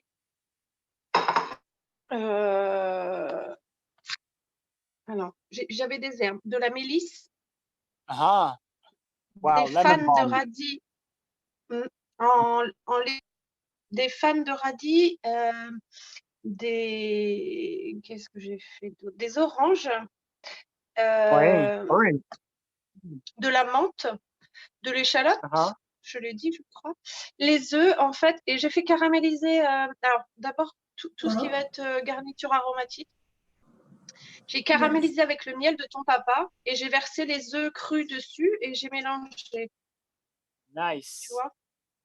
Ensuite, j'ai Nice. séparé cette préparation et j'ai fait sauter dans l'huile de coco et l'huile de sésame mon quinoa nature et j'ai mélangé les deux à la fin et j'ai rajouté cacahuètes, les petits nombrils de Vénus qui apportent du croquant et de la fleur de thym Wow, et thyme des petits flower. morceaux d'orange. Et voilà. Par contre, je n'ai rien coupé dans les herbes et carottes, si en brunoise, mais sinon je n'ai rien coupé. J'écrase les herbes, je ne les coupe pas. Oh, wow. Voilà, je les Super. broie avec mes mains. D'accord. Wow, that's amazing, Séverine. Thank you so much. Merci, Séverine. C'est superbe. Vraiment superbe. De rien. Véronique, est-ce que tu veux nous aider à traduire ou tu veux que je le fasse? Désolée. Hein. Non, pas de Fais-le, souci. puisque tu es là. Ouais. So, Séverine just did an amazing preparation. So she started, first of all, she didn't slice anything with her knife. She cut everything with her hands and squeezed all the vegetables with her hands, which gives a completely different texture. Okay. Second, she started with caramelizing honey. And then she added qu'est-ce que tu as mis sur le miel? Alors, en fait, j'ai fait revenir la garniture aromatique, tu sais, carottes, échalotes, ail. Et ensuite, j'ai fait caraméliser et j'ai mis les œufs. Les œufs et j'ai fait des œufs brouillés, en fait. Okay. So she starts with her vegetables, all her veggies chopped. Those were chopped, the onion, the carrot, right? And then onion, carrot, garlic. And then she added honey to caramelize once those vegetables were cooked. And then when the honey was starting to caramelize, and this is very important when you use honey to caramelize, it gets more aroma. She added the raw eggs beaten, right, on top of it. And then she made some kind of omelette with that, like scrambled eggs, right? And that was the basis. And after that, she added quinoa. After that, she added all the other vegetables cut into pieces with her hands, etc. She's showing us the ingredients. That's my dad's honey. Séverine just ordered some. Super. Amazing. De la sauce d'huître aussi pour l'umami. All right. Oyster sauce for the umami. That's great. Right. So, Voilà. merci beaucoup, Séverine, et bon appétit. De rien. Merci. And it's such a beautiful plating as well. And Séverine earlier on the Together We Grow video call, she was showing us her garden. She has an amazing garden. And she was harvesting all the wild herbs. That one in particular is called Venus belly button. That's how they call it in French. And it's a wild herb that has a taste of pea. So yeah, amazing. Merci beaucoup, Séverine, pour me partager tout ça. So Séverine is a professional, by the way. She teaches in a university in France, for people with disabilities, and she teaches them on how to be ways in which they can integrate the workforce, and work in restaurants despite their disabilities. So she's doing an amazing job. And connect with Séverine. She just got to Patreon this week. Séverine, je vous fais de la pub, je te fais de la pub un peu, je parle de ce que tu fais. Je comprends très bien, t'inquiète pas. C'est juste que j'ai un peu de mal à parler. D'accord. Merci beaucoup. Perds pas trop de temps avec moi. Allez. Merci, Séverine. Right, Merci. so avec plaisir, merci à toi. Right. So, I didn't explain this, but you may wonder what's the best way to peel ginger. It's not with a knife. It's not with a potato peeler. It's with a spoon. I just did it here. Look, almost zero waste, just a tiny bit of skins here. You just take your garlic, your ginger, and you go with a spoon like this. Yeah, you grate it with the spoon, right? And look at how easy the peel goes out, right? So this is how you peel garlic. Ginger. I'm gonna add some ginger, and here I want little slices of ginger on my dish. By the way, if you're hungry and all your ingredients are ready, go ahead. If you have experience doing it, you don't need to wait for all of us. But yeah, I'm trying to answer all the questions, so I'm going a bit slower than usual. Any other questions? No. Oh, go ahead. Yes. Oh, yeah. Chinara, how are you? Good. How are you? Very good. I am not cooking because it's 10:30 here, but I'm watching. You know, I have a fresh turmeric roots. I have never used turmeric before. And how would you advise to use it? Yes. Here's my turmeric. That was my next step. Great timing. Yeah. Turmeric is one of the most amazing ingredients. The thing is that it stains a lot. So it does stain a lot. So if you peel it just like I did here, I would have all my fingers completely packed with, I'm actually going to do it, packed with like all yellow, which is what happens with turmeric. So if you have fresh turmeric, I really recommend fresh turmeric because it has more of the kind of healthy properties that maybe dry powdered turmeric don't have. But the risk is that you get everything kind of yellow. But I'm going to show you. So you peel the same way. You peel it with the spoon, right? See? So I'm going to try not to stain myself too much, but I'm still going to have stain. So I'm just going to peel it with my spoon. When this will be added to the stir fry, it will give the color to everything, to all the ingredients while cooking?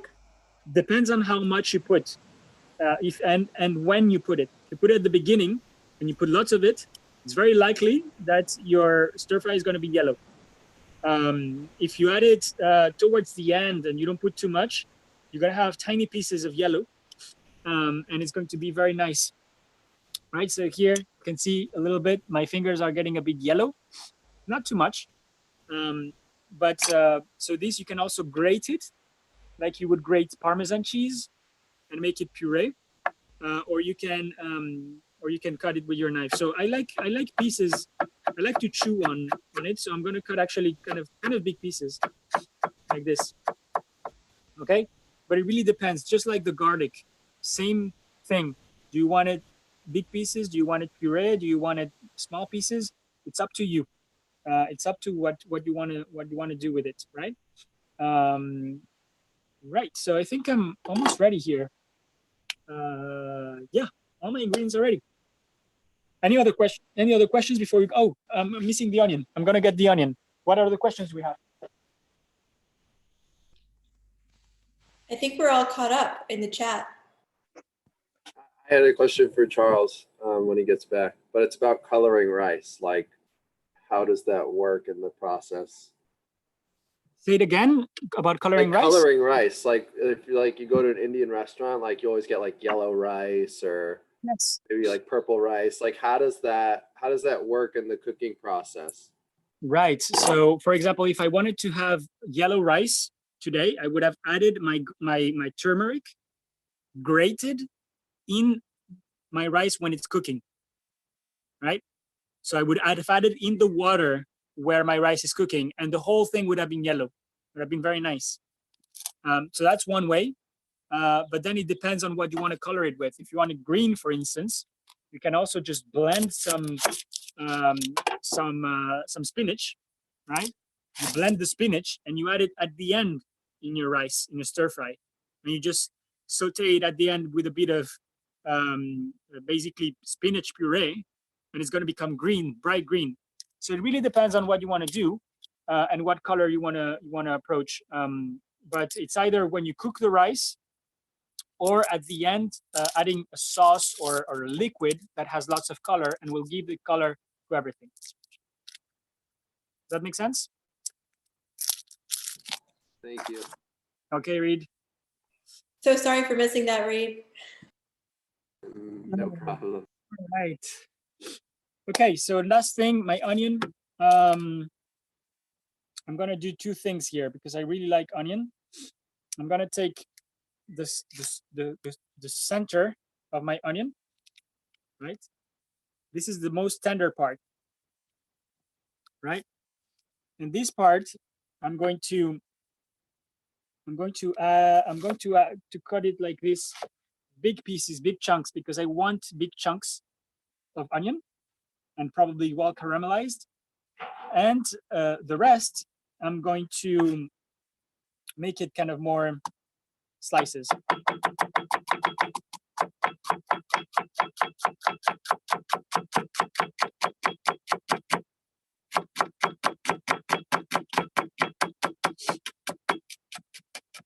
Okay, so normally a stir fry takes you 20 minutes. Today it's taking us 2 hours because we want to go step by step. And there's going to be an additional step before we start cooking, or at least before I start cooking, is I want you all to do this exercise, and it's going to be it's going to take a bit of time, but it's going to teach you something very important about stir fries and about cooking in general. Okay, so what is this that I want to teach you? I said at the beginning of the class that it's very important that all the ingredients peak their flavor at the same time when we put it on the plate.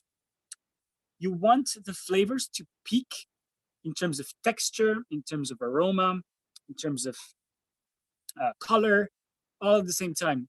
How do you do that? If you add everything at the beginning, it's going to be a soup, right? But some ingredients will be better off added at the end. Some ingredients will be better off not even heated at all, like the nasturtium flowers, like the cappuccinas, like the beautiful little flowers here, like my fresh coriander seeds. I want them at the end. Right? I want them at the end because I want them fresh and alive. Some other ingredients, I want them right at the beginning because I want them to be present in all my sauce, right?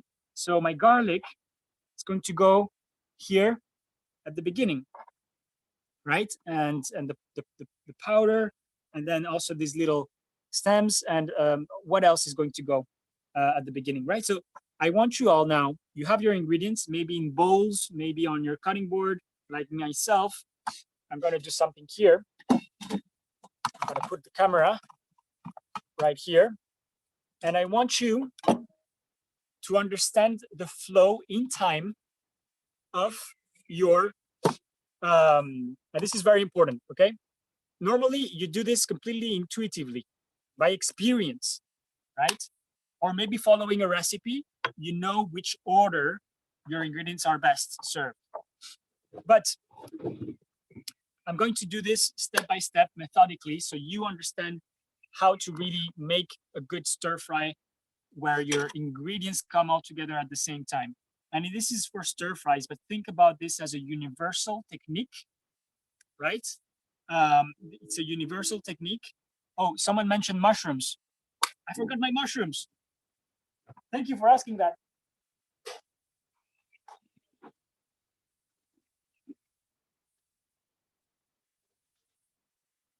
Ah oui, en attendant, si tu peux traduire, j'ai oublié de dire aussi que j'avais mis des champignons noirs focus. Mushroom focus. Okay, so Sabrina also put mushrooms in it and she forgot to tell us. Right, mushrooms are very important. Thank you, Gio, for asking. So that's exactly the question that I'm going to answer now. The mushrooms that I'm going to use are actually the first girole of the year. This is an amazing mushroom, wild mushroom, girole, right? Beautiful texture, right? And I'm gonna add these mushrooms as well. So when do the mushrooms go? Well, see my cutting board? Here I have the garlic. This is the first thing. And all the way here is my flowers, the last thing.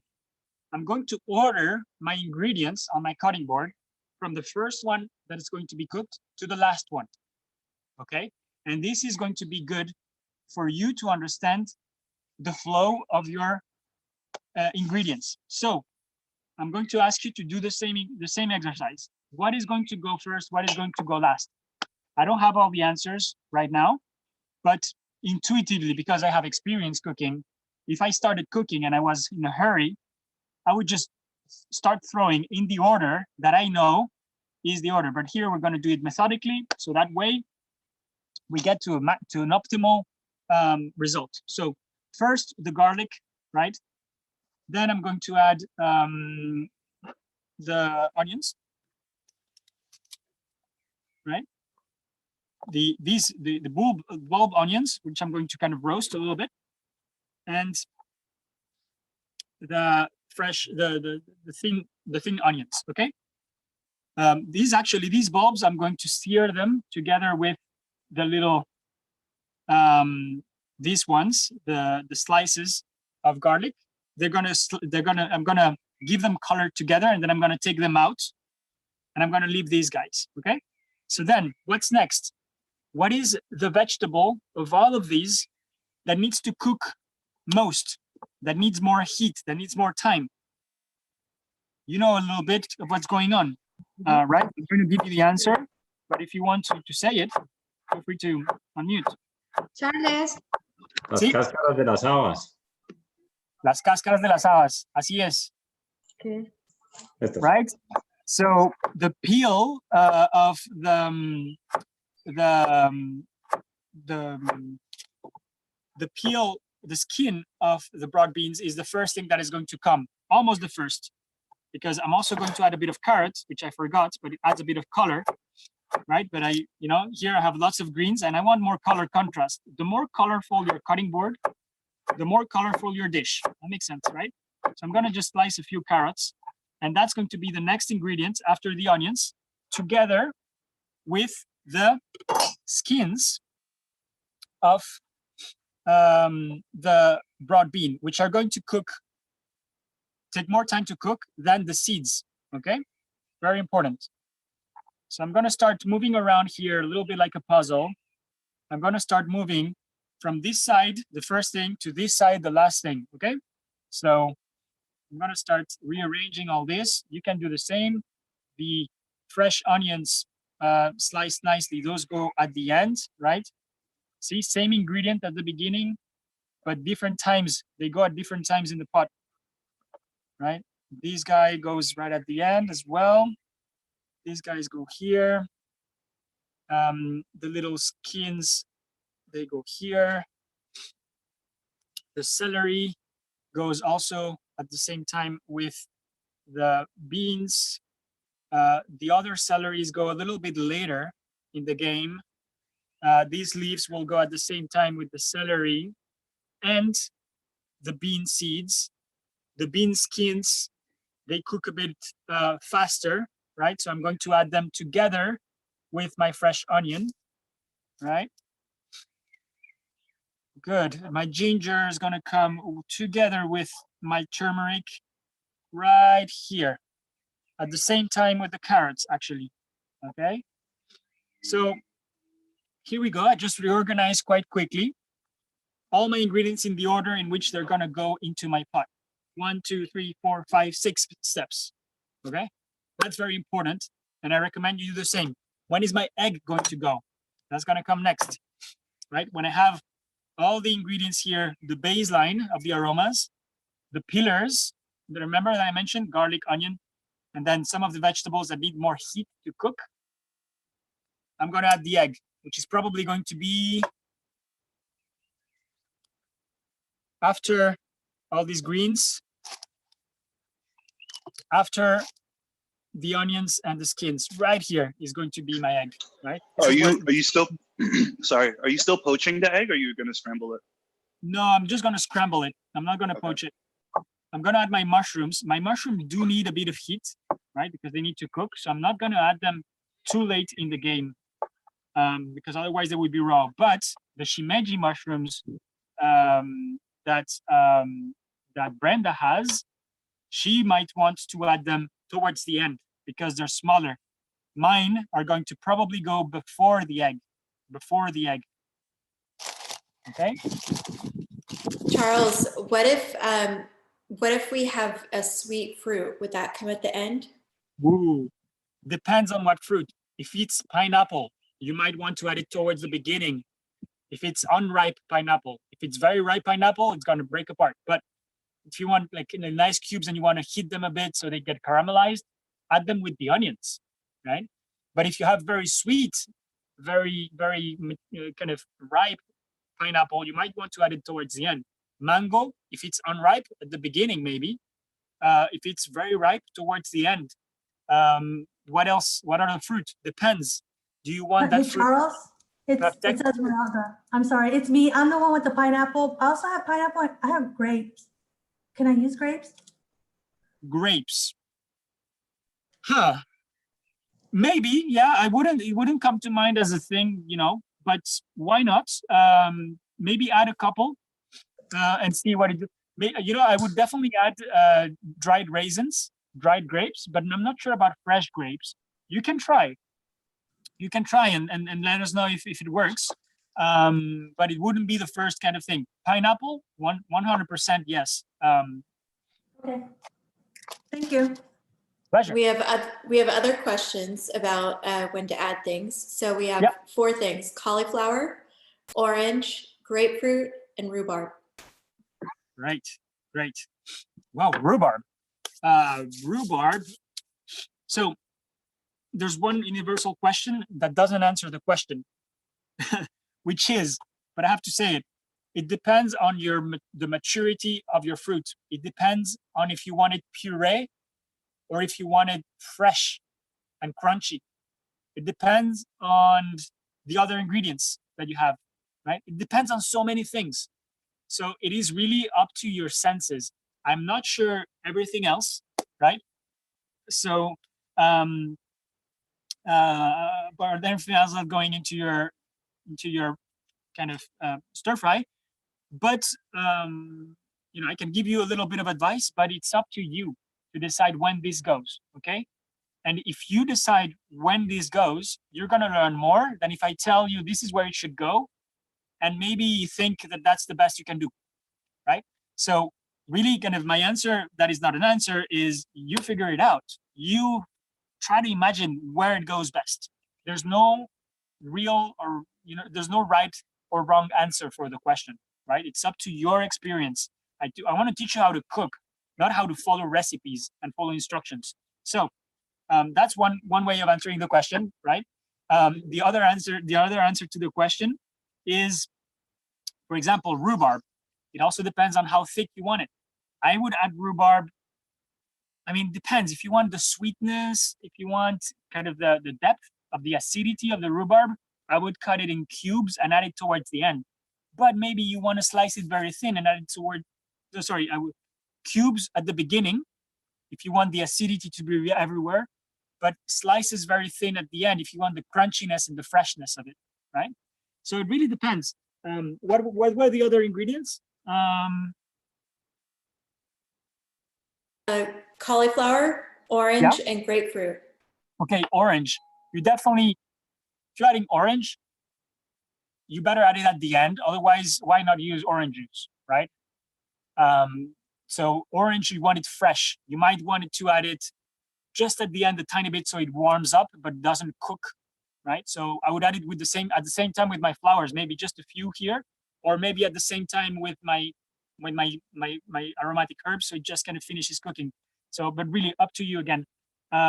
Cauliflower or broccoli, it really depends on what you want to get. Do you want it to be crunchy or do you want it to be soft, right? If you want it crunchy, if you want it soft, you pre-cook it and you add it whenever you want, really. And it kind of might fall apart. But if you want it crunchy, which is in general what you want with a stir fry, you want things to be alive and crunchy, I would add it maybe towards the beginning together with the onions maybe, or together, you know, in the third step. So it actually gets a bit to burn, right? You want, remember the wok high, the breath of the wok. You want to burn things a little bit, right? You want enough heat for it to cook through, because if it's undercooked, not good, right? So you want it to have enough time to cook. That's very important. You want your cauliflower to have enough time to cook. If it doesn't, it also depends on the size. If it's very big pieces, put it towards the beginning. If it's small pieces, towards the end, right? So there's really no right or wrong answer. It really depends. It really depends. Cauliflower, what was it? Orange, and the fourth one? Grapefruit. Grapefruit, again, same like orange, towards the end. So I don't have any fruit here, but you know, I would add peaches if it were in season, but it's not yet in season. But I wouldn't, you know, the fruits in season right now are strawberries, but I'm not sure if I would have strawberries to my stir fry. So what I'm going to do is I'm going to use honey. I'm going to use a bit of honey, just like Séverine did. I'm going to start my veggies, and before I add the liquids, I'm going to add the honey, so it caramelizes a little bit, which is before the egg, okay? So now we have the vegetables. Now there's all the condiments, right? It's not, this is fun. So when do I add the soy sauce? When do I add the lemongrass paste? When do I add the sesame oil? When do I add the fish sauce? Right? All these questions. So it depends, but there's one turning point here. There's the point where you only have oil and vegetables, right? And then there's the turning point when you start adding liquid, water-based ingredients. So what are my water-based ingredients? Soy sauce, fish sauce, egg, right? Those are my water-based ingredients. Those go after I add the sugar, after I add the honey. So the honey in my preparation is going to be my turning point from oil-based to oil and water-based. Very important topic. So I'm gonna go get my honey. If you have any other questions? Hi, sorry, Charles. Yes. I have marinated and well, actually it was steamed first and marinated tempeh. And I'm not sure. You have marinated tempeh? Yeah. And? It's already steamed, but I'm not sure when I should add it. How are you slicing it? It's in cubes.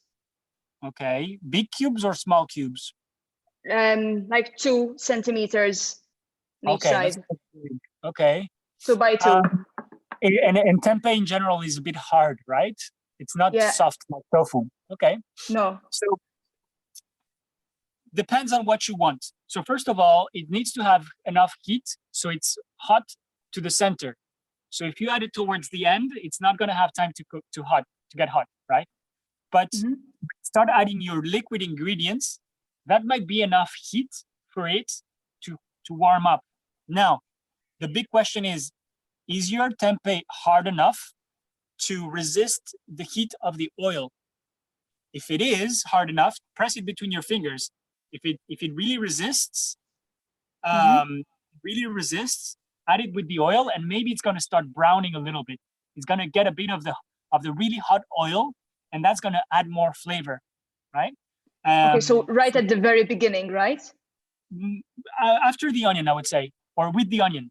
You know, you could add it there, just like you would add. We haven't talked about proteins, animal proteins, but if maybe someone here is cooking with animal protein, where does the meat go, right? Tempeh, if it's a meat replacement, it would go at the same time than the meat. If it resists, that's why I asked about texture. Tofu, if I add it here at the beginning, it falls apart and it's going to be like scrambled egg. Perfect. But tofu in general, I would add after I start adding my liquid ingredients. But tempeh, if it's really hard enough, I could put the cubes at the beginning and it's going to brown them. They're going to really take more heat. And then, you know, they're going to be really hot and they're going to have more time. So it really up again, but I would rather If it's hard enough, put it at the beginning. I hope this helped. Yeah. Without the marinade, right? Without the marinade. So I would actually dry them and put them here at the beginning. If the marinade is sweet and you added them at the beginning, it might caramelize very quick, right? It starts burning. So maybe if it's very sweet, your marinade, you might want to add it after you start adding the liquids and not brown them, because the risk is that you put it too early and it starts burning, and you want a bit of burn, but not too much, otherwise it becomes bitter, right? So you see how I really appreciate your question here, because it's a very great example to show the intricacies of timing. Thank you. Okay, pleasure, Stephanie. So I guess here you got also the point, if you're going to use fish or seafood, or eventually even meat, when do you add it? Well, it depends, right? It depends. If it's, for example, you want cubes of raw meat not marinated, add at the beginning because it needs enough time to cook. But if you have a marinated meat sliced very thinly, right? Or chicken, you slice your chicken very thin, you marinate it, you add it after, you add it before the egg, right? You add it before the egg, just at the beginning. So after the vegetables, but before the liquids. It's the first liquid that goes in if it's marinated. Maybe it's your case, Steph, when you're gonna add, the first liquid thing that you're gonna add is going to be the tempeh with the marinade. That way it's going to start caramelizing, and when it starts caramelizing and it's perfect, you add the other liquids, okay? You add the egg, you add the other sauces. Fine? Right, any other questions, or else we're gonna start heating. Yeah, we have one more. Okay. Are you adding the ingredients for the sauce, like honey, separately or in a different pan? We're a little unclear on the steps. Okay, so thank you for that question. That's a really important one. It's getting a bit chilly. I'm gonna get a little something to cover my back because it's windy. Give me just a minute, and I'll come back for that question. Thanks, Kate, for your great job of monitoring everything. Thank you. Who was that? It was Veronique. Oh, thank you so much. I appreciate that. Oh, Charles, that is rocking. Yes. It's from Kenya. Okay, so yeah. Thank you, Katie. You've been great at moderating. I support Kiara on that one. Right. What else? So the question was, what is happening? Right. So if we're doing a stir fry, it's the art of sautéing. It's the art of heat. It's the art of wok, right? And so, good one, Reed. Well, yeah. I mean, I guess the color palette kind of. This is where I'm going to, really step. I need to stand up now. Enough sitting down. This is the moment where we're starting kind of really the action of cooking a stir fry, which is fast, immediate. Everything needs to be ready, and it's only one cooking pot, one cooking pan, one thing to stir, right? Usually something like this.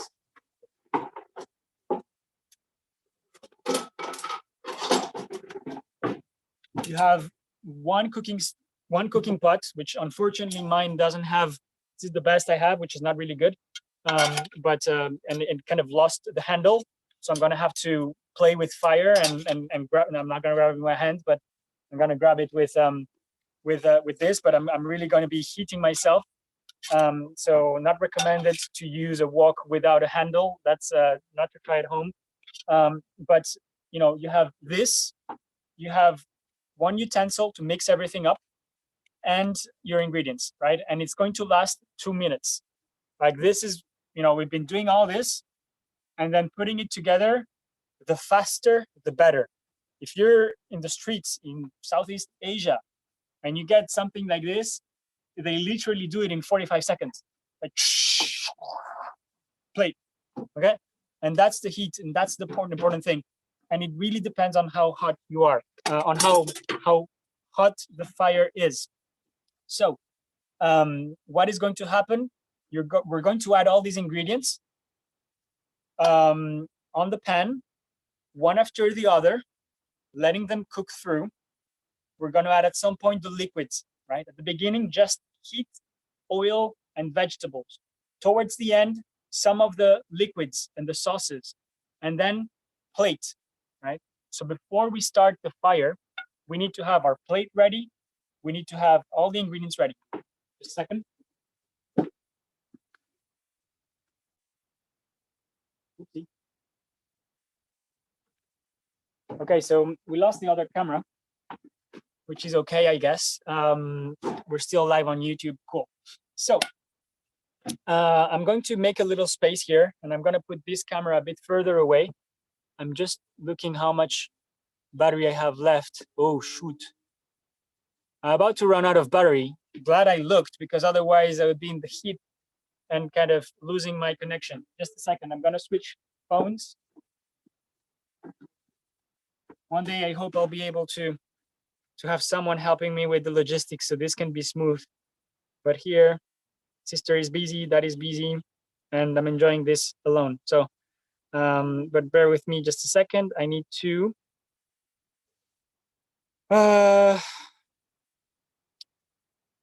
yeah, I need to connect this one and change. Okay, so just a second.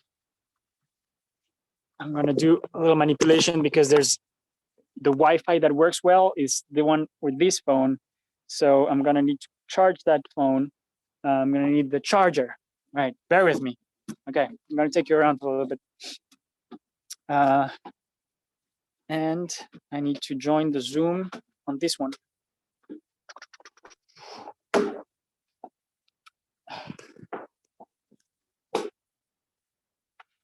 Whoa.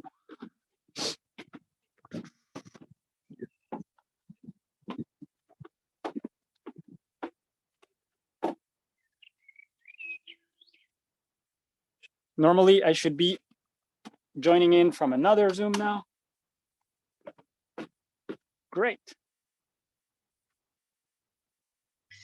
Charles, may I present you the plate because everyone in the house wants to eat it? Yes, please. I'm sorry. Go ahead. Go ahead. 1 second. I'm just going to turn the camera. So we are island sick. So I just try to imitate an island like that. Because we are so miss the sea. And I use asparagus as my main dish, a main ingredient, and mango for the sweetness, and turmeric and smoked paprika, cherry tomatoes, and the rest, some small flowers. Wow, that's amazing. Thank you so much for letting me share this with you. It's no, that's beautiful. Great. Please take a picture. Please take a picture so you can share it with us later. But that looks amazing, and I love that you're going to be sharing it that way. And thank you so much for showing up. We thank you. Great. Bon appetit. And this is Jenny's first class too. That's amazing. She clearly knows what she's doing. All right. So just a little second here. I don't want to run out of battery when I'm doing the last part. So go. Just gonna stabilize this thing. Just so you know, like, so I have this little tripod here that stabilizes my camera, but I need to stabilize the so it works. Great. Great. Now we're here. I'm going to switch to this camera. And this one is now charging and should be enough. All right. So, I'm going to move my ingredients to the side because I'm going to bring the fire. The reason why I was late at the beginning was because my little stove, cooking stove at home, is not hot enough. So I had to bring this from the other side of the garden. This is what my dad uses to melt the wax. So it's like a proper fire. So and I didn't want to do a stir fry with you and be like with an induction plate because that's really not serious. So I have my super thing here, right? It's good fire. And I have some gas here. So this is how you get proper portable fire. Good. So I'm gonna try to give you a good experience here now that we're on it. So you get to see a little bit, since now we have two phones. How am I gonna do this? No, the camera not on fire. Maybe I'll set myself on fire. All right, let's do this here. Right, I want you to see. Now on metaphorical, I'm gonna set myself on metaphorical fire, not a real fire. All right, I'm already on metaphorical fire. Great. So my pot here, so I don't have a handle, so I'm gonna have to play with my thing here. But don't worry, I've done this before. Good. So that I have all my ingredients here in the back. You can see how, you know, I'm gonna start here and I'm gonna end there. I'm gonna bring my plate because I do want to make sure that I have everything before I start, because it's gonna be very fast. Once we start, it's gonna be very quick. All right, so you have two cameras. You should have two angles to see this.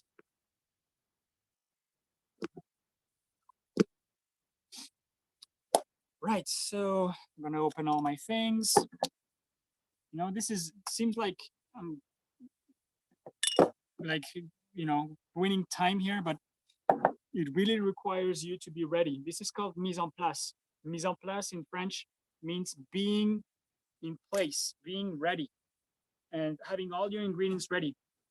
So the only thing that I'm missing now, because I have all my ingredients, my rice, my sauces, my oil, my salt. I have, well, actually, I'm not going to use salt because there's enough umami, there's enough taste with soy sauce and all the ingredients. I'm not going to add any salt, apart from a little tip that I put on my egg, a little bit. And then I'm going to have all these fresh herbs. I have my lighter here. I'm going to turn on the gas. Right. I have this, I have my tool. So you can use something like this, like a spatula to mix it. It depends on what you're using. Normally when you have a wok is a big spoon. That's what you use. So I'm gonna use this one here because it allows me. So this is important. It sounds like whatever, you just use whatever spoon. No, not true. You need to have the right tool that goes with the right pan. Okay? It's very important. So here, this one, I can go to the corners, right? So this is why I'm going to use this tool. It's not perfect, but it's the best I have today. And so I recommend that unless you have kids and you have to cook for them, you should probably already have done your stir fry by now. But if you have time, watch me first and then do it yourself, okay? Because it's going to be very fast and I want you to succeed. And this goes so fast that you can't watch and do at the same time. It's going to be very fast, especially if you have a big fire. If you have a small fire, it might take a bit longer, but I rather wait for you when I'm done. I'm going to get my plate. This is the only thing that I'm missing.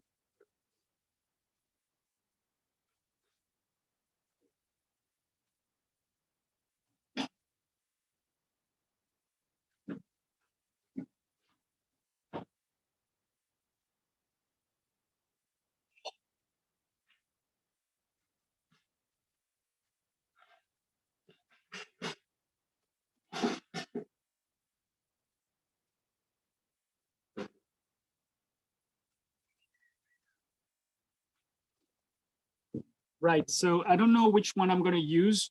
I bring these two beautiful plates that I have here. We'll see, I might plate two different ones and show you two different ways of plating. One more kind of traditional, kind of hearty, big portion, and the other one a bit more like fine dining type of presentation. I'm thinking you might appreciate seeing both. Right, so let's cook. So let's see how good is my fire, because I haven't used this in a long time and I hope there's enough gas. So also very important, if you're doing food for 10 people, you might need a massive wok, a massive pan. If you're doing for 2, you still need a big one. You need space. You need a big container. If you do it in a small container, don't add too much, because otherwise things will not get the heat that is required, right? So it really depends on the type of size you have. I think there's a bit of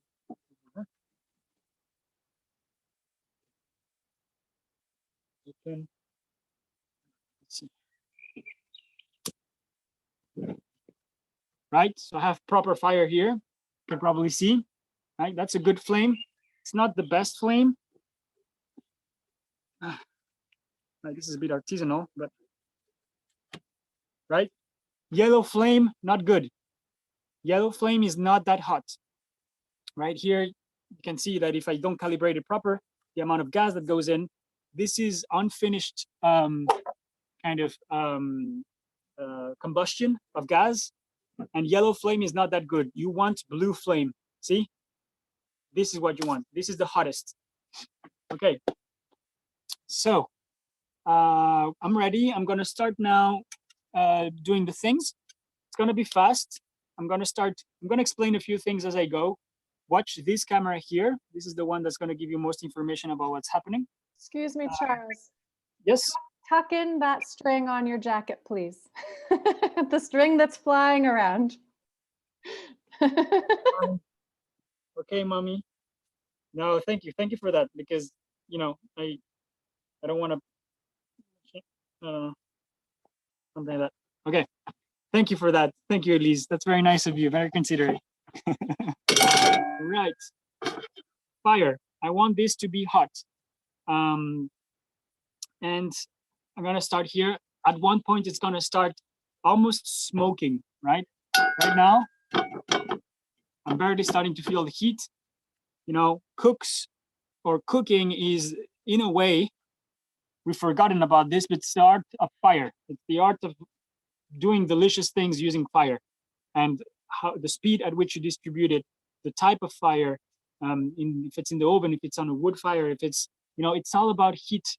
It really is kind of the art of fire, and you know, that's why one of my favorite books is How Fire Made Us Human by Richard Brangham, primatologist, which gives this vision, actually this theory, one of the most exciting theories in human evolution in the past decades, that talks about how cooking made us human. And so this relationship with fire is a relationship that we have kind of lost a little bit, because we're now kind of in very, you know, in apartments, we get like an induction, we get like a tiny flame. It's not the same, right? It's electric, but this is the real deal. So what I'm going to do not to burn myself is to grab it here, but there's going to be one movement that I'm going to be doing a lot, which is to sauté, right? So how does sauté work? Sauté means jumping in French, and it's become an English word of, you know, sautéing, but it's really a French word that means jumping. So what are you doing? You're making your food jump, right? To make your food jump, you need to have the corners of your pan or pot have to be round. The wok is round and you can saute in it. But if the corners are square, you're not going to be able to saute them, right? One thing that just happened is I just burned my hair here. Well, just moving around. But that's it gives a particular flavor to food. No, I'm kidding. It's you know, it's funny because when I was working in Michelin star restaurants and asked chefs like that work in hard kind of, you know, tough kitchens, they don't have hair in their arms in general, because you're very close to fire and you burn them, right? So you really don't have hair on your arms when you're working hard in a restaurant. So that reminded me of hard times in the kitchens. So my pan is almost burning, almost smoking. So when I add the oil, I need to be ready to add my garlic and my onion, which I'm just going to let cook a little bit, and then I'm going to add it out and I'm going to take it out. So let's start here. I think we're good. Maximum speed. Yeah. Okay. I'm going to add the oil. You want an oil that goes very high in temperature. I already told you why, because you need maximum temperature here, and some oils reach the smoking point. I'm not sure if you can see it, but here I'm almost at smoking point with my oil, right? I'm gonna add this onion that I just want to get a bit of color. And I'm gonna add these little slices of garlic just to burn a tiny bit. I'm just gonna let them there until they brown, right? In the oil. It's gonna be very quick, but the oil is already starting to get the flavor of the garlic. The onions here are starting to caramelize. Look, very fast. See how the smoke, right? Smoke coming out, right? This is very hot, probably to 100 degrees. So that's 450 Fahrenheit, just right here. And oil is jumping. I'm burning my arms a little bit. This is what you get when you work in a restaurant. You burn yourself. And you get used to it. So if you're at home and want to be careful, you don't put it too high. But normally you're working with very, very hot temperatures. But this is going to give a particular flavor. So I have my onions and my garlic, right, caramelized, very hot. I'm going to add it at the end. Now, garlic, onions, right? First two ingredients. Saute. Right? My garlic is already brown. Gonna add the carrot, my broad beans, and my mushrooms. Boom, maximum heat.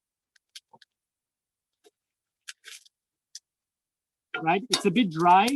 I'm noticing a bit dry, which means that it needs more oil, right?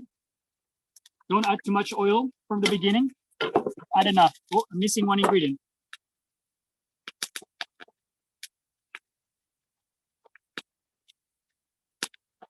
This is where it's really fun because you have to run. So a chili. I love chili. So I'm just gonna add 2 tiny chilies. This is the moment where you do it. Right.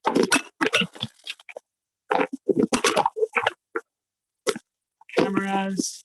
Yeah, this is more stressful than the Michelin start. All right. So I have lots of heat here. My vegetables are cooking. My mushrooms are cooking. Right. And I'm going to give it a bit of breath. Right. I'm going to saute it.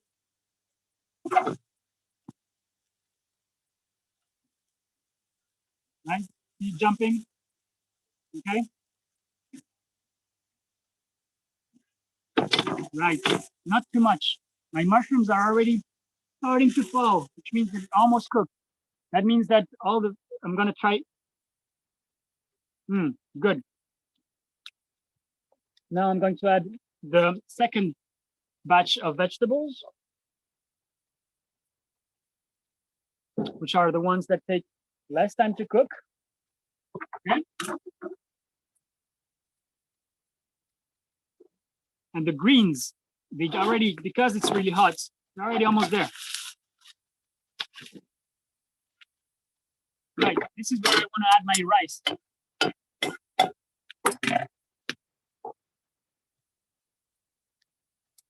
I'm gonna add a bit more oil here on this side.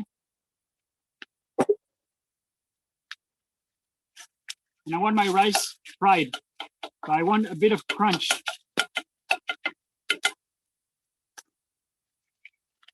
Not too much. I'm gonna do same quantity of rice as the vegetables.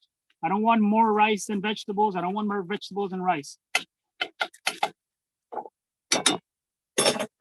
Right, so here I have my veggies kind of on the side, going slow. I don't want to overcook them. My rice, I do want to fry it.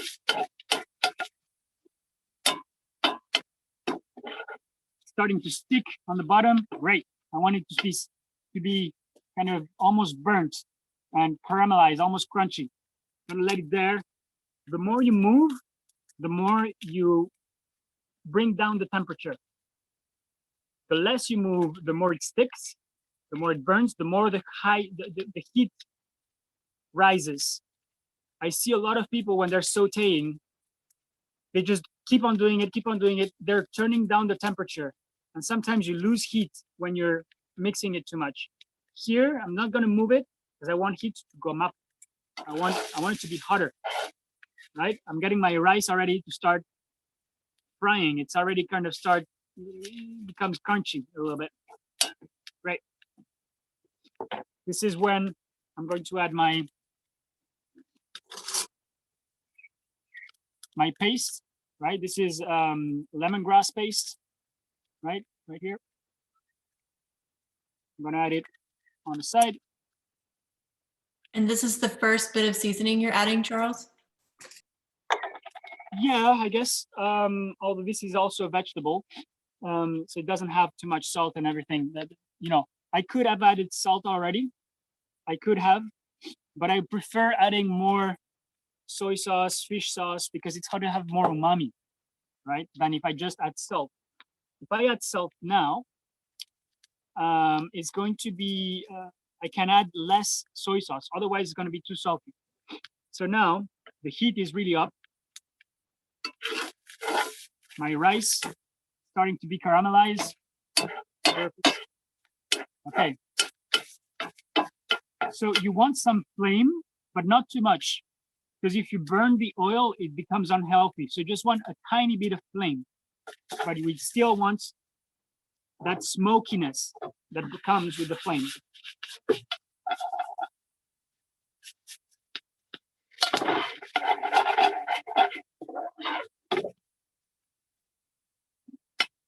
At this point, if I leave it too much, it's going to overcook. All my vegetables are going to be overcooked. So this is the moment when I add my tiny bit of honey.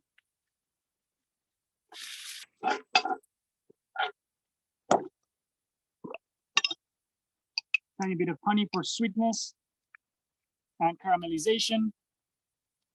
This may be the moment where you would add your fruits or your first ingredients, like liquid ingredients, right? I'm going to deglaze that caramel that is happening here with my honey. I'm going to deglaze it with soy sauce. There we go. Now flavor is coming together. I'm gonna add a tiny bit of sesame sauce, a bit of fish sauce. Right, we're getting all the aromas here. Great. Last little bit of flame. Right, scrapping everything well. And the fresh herbs.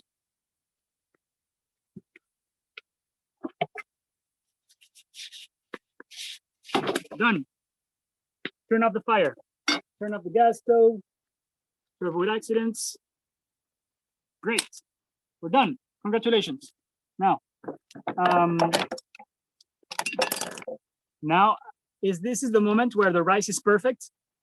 I need to plate as fast as possible. I hope this, yeah. Right. Here's my plate, right? Here's my cutting board. I'm gonna taste, of course. Oh, I forgot the egg. Boo, Charles, boo. Forgot the egg. Got too excited. I added the soy sauce before the egg. So I'm just gonna let it cook. just with the residual heat. See the good pan with the residual heat I'm getting here in the center. My egg is thoroughly cooked. Right. And now I'm integrating my egg. Apologies for that. Great. Perfect. Not too big of a mistake. So now, first of all, I'm going to do the kind of more fine dining presentation. More fine dining meaning smaller portion and really caring for the aesthetics of my dish, okay? So, of course, I want less quantity, but I still want it to look kind of hearty, you know? I'm gonna add a first layer, just as a base. And then a second layer, I'm gonna try to get all the different things. I'm gonna try to choose the nicer kind of parts, right, at the base. Not too much quantity.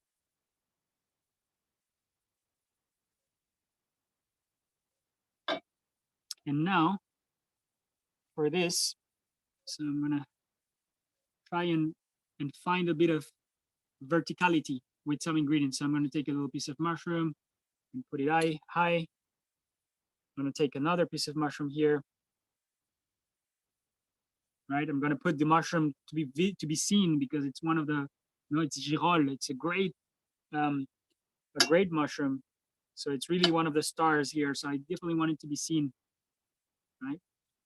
Then I'm gonna add my onion, which is these leaves, right?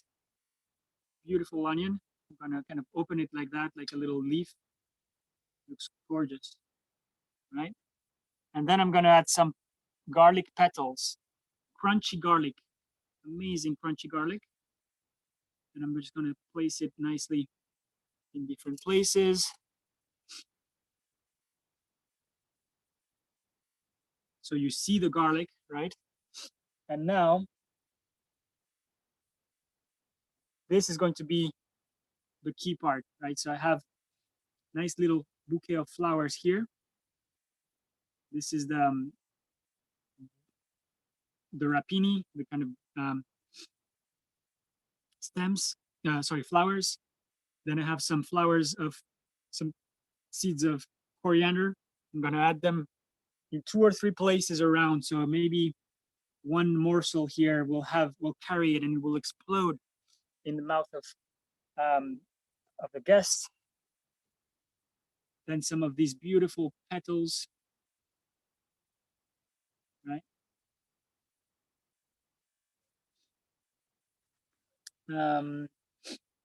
And some of these other greens that my dad gave me, and I'm gonna sprinkle them around a little bit.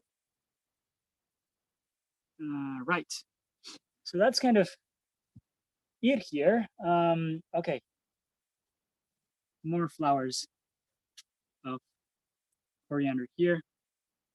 Gorgeous, right? So that's kind of it for this presentation. If I would have had more time, I would have done a caramelized honey and sesame, lemongrass, and fish sauce, kind of nice little sauce to put around, right? That would be the only thing I would add. I can actually whip something up quickly to show you. Tiny bit of oil, tiny bit of soy sauce, tiny bit of fish sauce. Hola, mi platillo, ¿te lo puedo mostrar? Claro que sí, Yesenia. Yesenia is going to show us her plate. A ver si se alcanza a ver. Ay, ¿puedes agachar un poquito de la cámara, por favor?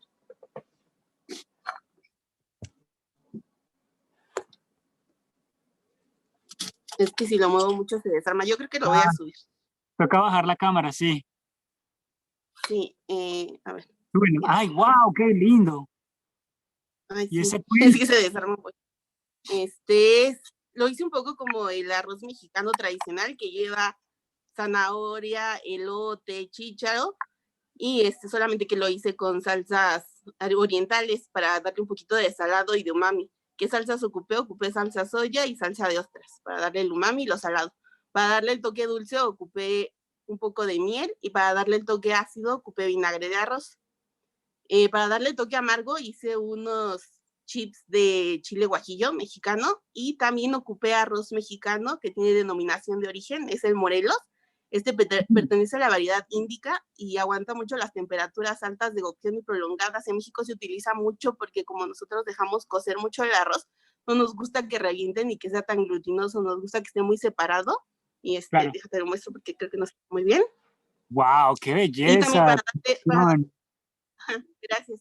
Para darle otro toque dulce, un poco crunchy, igual le piqué todo el tallo de cilantro, igual para que sea refrescante, le piqué igual toda la hojita de cilantro, le puse un poquito de pepino, y igual cáscara de pepino, hice una hojita igual con la cáscara de pepino para aprovecharla toda, y porque no me gusta que se desperdicie nada, no, odio que se tiren las cosas a la basura, y hice también un coral de maíz para hacer la conexión del elote que ocupé en mi arroz. ¡Wow! ¡Qué belleza! Ok. Bravo, eso está demasiado bonito, Yesenia. Qué lindo, no, y qué lindo que te haya quedado con la identidad mexicana ahí, con el coral de lo que está precioso, le da verticalidad, todo el trabajo que hiciste con los vegetales, con las partes olvidadas de vegetales también. ¡Wow! ¡Qué belleza! Muchísimas gracias, Yesenia. Tómale una foto, por favor, para poder repostearlo. Ok, muchas gracias. Gracias, Yesenia. Wow. So that was amazing. That is amazing. So Yesenia, I mean, she explained in detail, like the tuile, it's actually not a tuile. She calls it a coral made with corn because she used corn as one of the ingredients of the stir fry. So she made a paste. We can ask her for the recipe. I guess that's very interesting probably a paste of corn that she kind of used to create this kind of very nice tuile. Beautiful, but also all the work that he did with vegetables. I bet she's been really, she was, while I was speaking, she was busy kind of working different parts of vegetables, so it would look like carved, super nice. Qué increíble, Yesenia, muchas gracias. Gracias a ti. Bueno, all right, so just to finish here mine, so I just whipped up a mix of oil fish sauce right here, and it's kind of, you get the oily and the liquid part. So I'm just going to add a tiny bit of this around. That way, all the ingredients that are actually in the stir fry, but I add a bit more around. It's of course visual, but it's also, it will reinforce the flavor. So this is one presentation. I'm gonna take a quick picture before I lose all the lights. And then I'm gonna plate the second one. Wait, how do I take a picture if I have two phones taken? All right, take this one. This is the moment where you think like it's crazy. I have two phones and I would actually need a third one. Yep.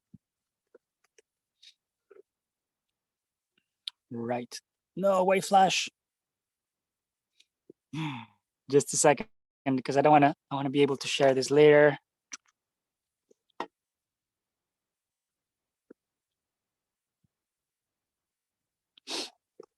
Wonderful.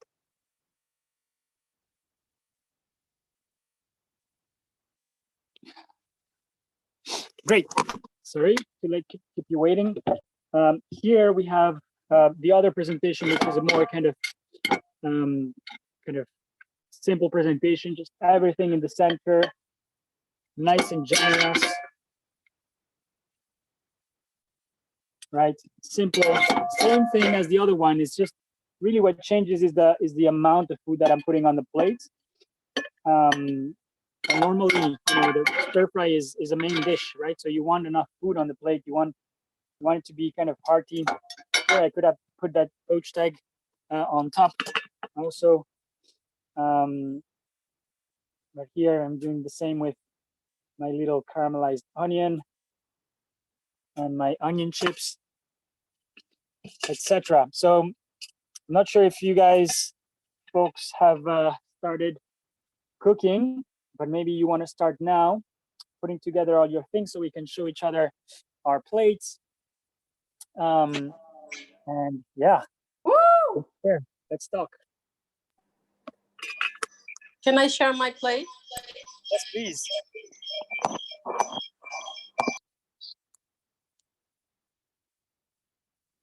Yes.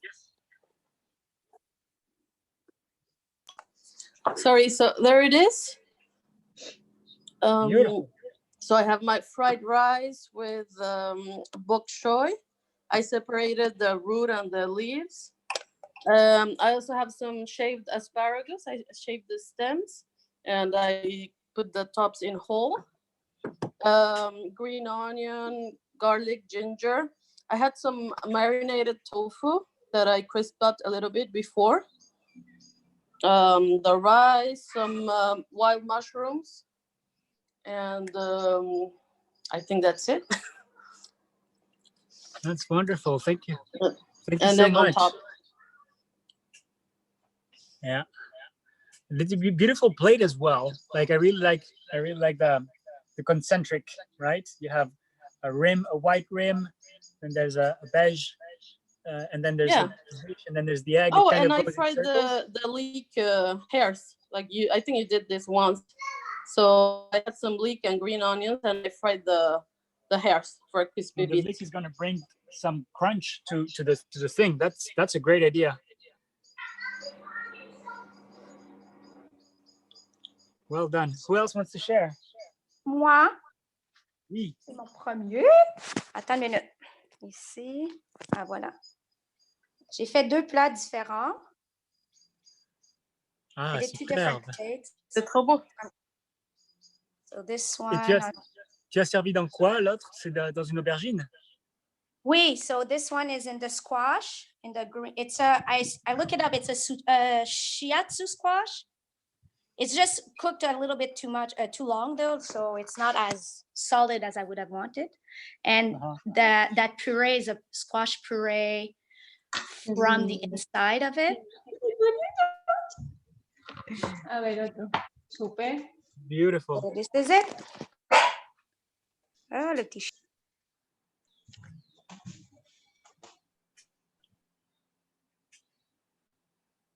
Beautiful, beautiful. Well, thank you so much, Véronique, for sharing. Please take pictures of your dishes. Take good pictures before you eat, so that way you can share it and I can We also post it want to tomorrow. share our plate. Our Dale, table. porfa, Tatiana. Yeah. Wow. Con capuchina y flores de brócoli. So nice with nasturtium flowers. Yo desgranaría las hojitas y las mezclaría más dentro del arroz porque si las ponen al lado de pronto alguien dice, uy, no, pero ¿cómo me las como? En cambio, si desgranan los petalitos y los ponen para que la persona no se le olvide con cada cucharada tomar un pétalo, porque el pétalo le va a aportar un aroma muy rico. Súper, mil gracias. Con muchas gracias a ustedes por estar acá y por ver todo. Fantástico. Además que se ve súper lindo. That's great. So I just told them to take apart the nasturtium petals. That way, you know, they could, with each spoonful, the person eating would get that flavor. Right? Anyone else wants to share? Yes, me. Can I? I'm not sure if you can you see that? I'm not. Let me see. It's the first time I see. One second. Oh, how can I put the camera on the other way around? Ah, now. Ay. Yes, go ahead. No, can you see that? No, sorry. No, turn your phone.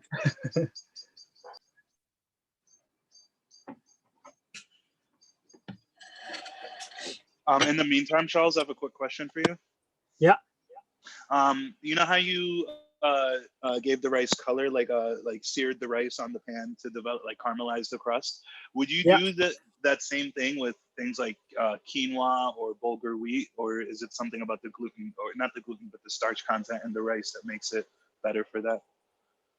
It's a good question. I think what caramelizes is sugars, right? And all starches have sugars. So in theory, you'll be possible to caramelize any of those.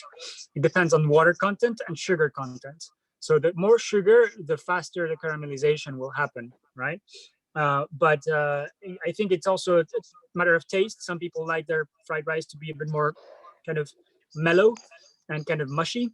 I like it when it's mellow and mushy, but it also has some crunchy bits of burnt or caramelized rice or starch. So yeah, up to you. But I guess yeah, you should definitely push it if you ask me for it. Got it. Thank you. So this is my plate, Charles. So nice. Yeah, I have used the saffron and the some curcuma. Then I made some forage today. So these are cocoa flowers, mustard leaves. There is as well some mustard flowers and British asparagus, onions and raisins and cashews to these cucines. I think that's. I really love how all the colors and everything that you're telling us is visible and see it. It's colorful. And exactly, and the color contrast with the white plate. This is where white plates are amazing because you really kind of it jumps to the eye. And I really like how you placed your 3 tomatoes here, at least on how we're seeing on the camera. It forms a triangle, and I'm not sure if you saw the paper we published with Charles Spencer around. Yes, I read it. That's why I put 3 instead of 2 or 4. Great. I'm biased because I did the research, but you know, the odd numbers are often better than even numbers, although that depends on culture. You know, but it looks really nice. Nice. Thank you so much. No, thank you. Thank you for sharing. My first stir fry, yeah? Oh wow, nice. Yeah. Well done. Thank you. Gracias, Veronica. Who else wants to share? Charles, let me show you mine. Yes. Well, this is mine, and I just played them in a bowl because I was thinking about travel to Asia. So this is my representation of that. And also I just garnished this dish with broccoli leaves and broccoli cheddar, cheddar broccoli, and some oregano flowers, which I grow them out in my patio. So this is mine. That's beautiful, Sarita. Muchas gracias. Thank you so much. Thank you. Yeah, and I really like that you use the bowl and you put the chopsticks there. It's like, yes, you know, because if we want to be honor kind of the culture that you know, it's Eastern culture, it's Chinese, you know, at the root. So putting chopsticks, serving it in a bowl makes it more real. And also because you eat with the bowl in your hand. It changes everything, right? To eat with the bowl in your hands and you push the food with the chopsticks in your mouth.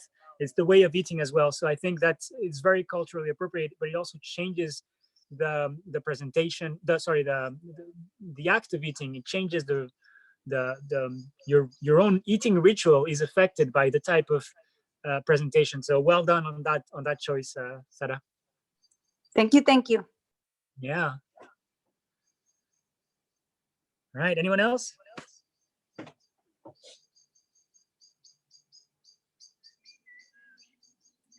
Until somebody goes, Shal, I heard Katie said at the beginning that I think you had given how knives class or how to cut with knives class. Is it like on your Patreon?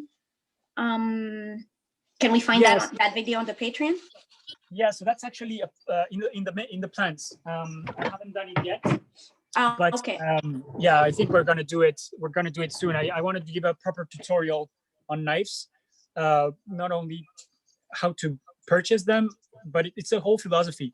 And cooking, you know, sharpen your tools, they say, in general for any craft, right? And for any work. And I think there's a lot to learn in the way we relate to our knives in kitchens. That can be learned, that can give lessons and wisdom for any type of craft. So I will do kind of the big picture, but I'm also going to talk about how to choose knives, how to sharpen them in the European way and in the Japanese way, and what to choose depending on your level of expertise and what you do, you know, and how much you cook. So yeah, we'll get there, and I'll keep you posted when that comes up. I think Séverine, tu veux, je crois, une traduction. I'm not sure. I think she posted that. Veronique, and to clarify what I was saying, a lot of the knife skills I've learned have been from these classes. So you can go back and review these classes because they have so many other great tips. So yeah, specifically these live cooking classes, you can learn a lot. Thanks.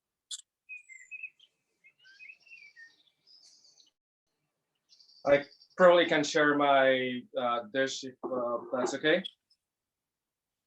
Yes. All right, so just gonna bring it closer to the camera and just lower it. But basically, this is the stir fry that I made with broccoli stems, garlic chips, and sauteed red and yellow bell peppers, and also some radicchio. So that's it. For the sweet component, I used dried apricots. I didn't have anything for soy sauce, so I used chicken stock instead that I had. And for spices, I used a blend of turmeric, paprika, red pepper, cayenne pepper, and black pepper. Wonderful. That looks lovely. Thank you. I'll send pictures. Yes.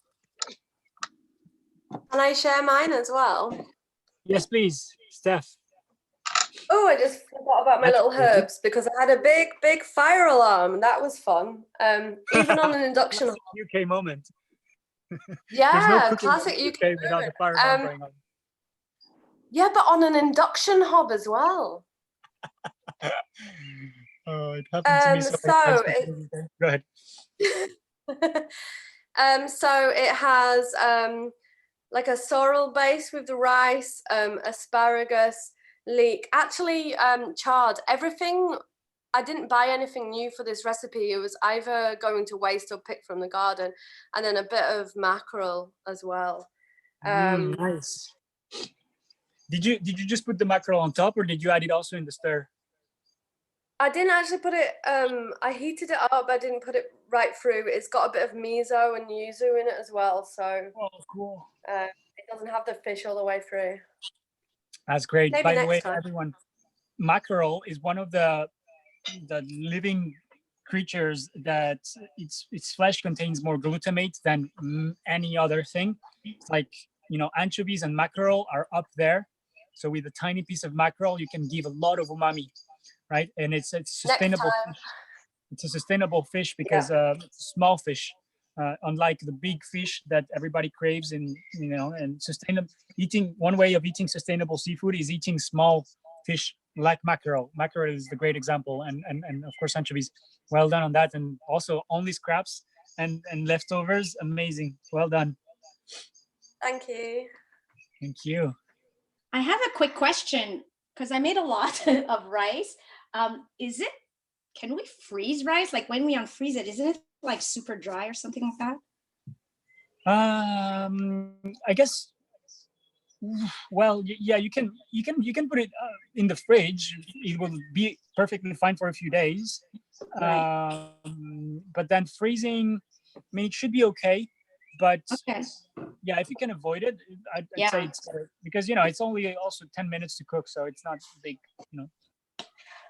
But if you have leftovers, I would say use it for salads.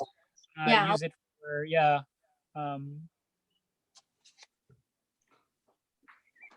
Thank you. Yep. Anyone else?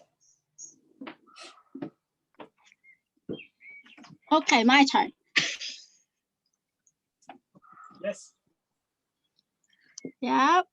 And well, it's the first time that I cooked the rice like 3 a.m. here in Hong Kong. So and like I put the rice in the egg before I fried it. So it turns out to be yellow in the color. And yeah. Yeah, that looks beautiful. Well, it's amazing that you stayed until 3 a.m. with us. Thank you so much. I'm sorry these classes are so late for you, but I get used to sleep late, so it's okay. yeah, hardcore. Jason is saying. Congratulations. So what are the ingredients? What is it that you put for color? I put the Chinese cabbage and some like beans. Yeah, choy sum we call it, like not bak choy, but we call it choy sum in Hong Kong. And also I put the ginger and also some marinated lemon skin. Oh, beautiful. That sounds delicious. And also the cabbage and it has lots of umami, also lots of glutamate. So yeah, that must be amazing. I'm sure you got the flavor profile. Yeah, thank you so much for staying with us. Thank you, Pearl.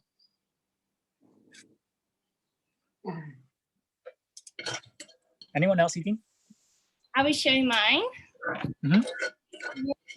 I use to fry. You know babasu oil, like from Amazon. Yeah, it's really nice. You can. I don't know the translation. I'm from Brazil, so I got this from one friend, and you can put in a high pan, and you can cook and have a different smell and also the taste. What is the name? Is it dende oil? No, not dende. It's different of dende. It comes from a tree. It's called babasu. I will write for you. Babasu. Babasu. Yeah. Oh, qué bueno. Qué bon. Sí. So you can give a bit of the color of the rice as well, but I put saffron. Also, I put an egg, but I will cut. Beautiful. I put a bit of cauliflower, red onions, green. I don't know this name in English. I forgot. Como você disse em português? In Portuguese, it's vagem. Vagem? Não conheço. Looks like a bean.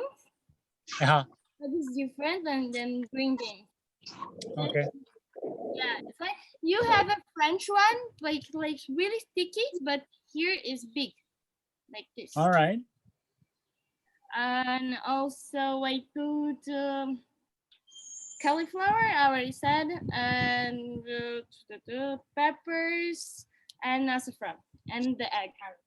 That's amazing, and I really love your little casserole, the little plate. Yeah, amazing. Like, to explain, like, it's a fried rice, so I put in the small pan. That's very pretty. That's super nice. That's super nice, and it's amazing to think that Pearl in Hong Kong, and she had a very Chinese or let's say Eastern approach, and you are in Brazil. Where in Brazil are you, Camila?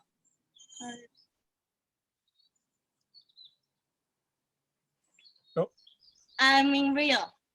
Rio, que bom. Yeah. Que bom. Eu adoro o Brasil, o Rio. Eu fui no Rio em novembro. Sim. Oh, yeah. Sim.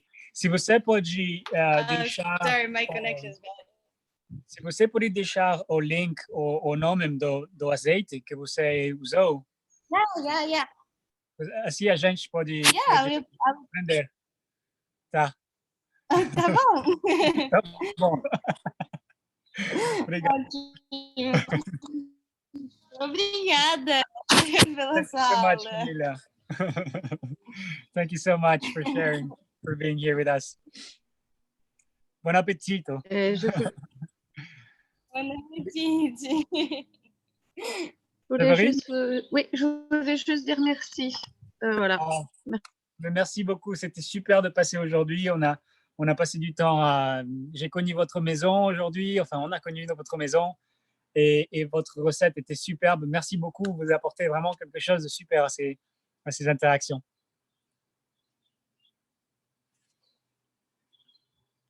Je ne sais pas si vous m'avez entendu. Et 20 sur 20. Vous m'avez entendu? C'est peut-être ma connexion qui ne marche pas. Oui, Oui. D'accord. non, c'est la mienne. Ah. Non, mais super. Et puis on se tient au courant. On se parle. En mercredi, on aura un appel. Bon, merci Charles. Bon appétit tout le monde. Merci, Tamara. Thank you, everybody. So before we sign off, I did want to say, so first of all, thank you for everyone to, stick around and to, and it's not only for us, for you to show up in this space, but you're showing up for yourself, and that's amazing. Like, you're learning, you're taking time for food, and some things that we discussed today maybe will stay with you forever, and that's important, because frying rice is something that you can do for breakfast, for lunch, or for dinner. You can do it for others. You can use food scraps. So really, congrats for showing up for yourself and being here. And of course, I'm so grateful that you are kind of bringing in your vision, your flavor, your part of the world to these classes. And your support on Patreon really means the world for me, to be kind of able to do these classes together. And also, I wanted to say thank you to everybody who's been showing up more and more in the past days and weeks on Slack, on the calls. And it really feels like there's a momentum, and that we're kind of really tapping into something that could lead to really interesting futures and activities and actions. We just had a call that's going to happen every Sunday from now on. That is called the Together We Grow. It's kind of an amazing space where we learn about planting and seeding and sowing and transplanting and everything that's related to growing food. And we also had we started last month a weekly call on Wednesdays. If you haven't joined yet, it's for everybody here on the behind the scenes and above. We have this weekly gathering, and we're getting to know each other better. We're seeing how we can activate ourselves, and this space, this platform, this Patreon to think and to work around food education. So if you haven't yet shown there, really take some time and show up there. It's really fascinating, and the amazing humans that have been showing up, are really worth meeting. And also we have an unconference happening on the 30th. There's so many things going on. So I'll post about the unconference tomorrow or Tuesday. Thank you so much for attending and for spending all this time. It's really a pleasure to share with you all. And Papa, tu veux dire au revoir? Je leur fais un gros bisou de ma part et je les remercie d'avoir assisté à la vidéo. Non, je suis pas présent. He says he's not presentable because he's been in the garden all this time. Un gros bisou. Big kiss. Big kisses. He's all sweaty. Everybody. He's been growing food. Merci, Papa.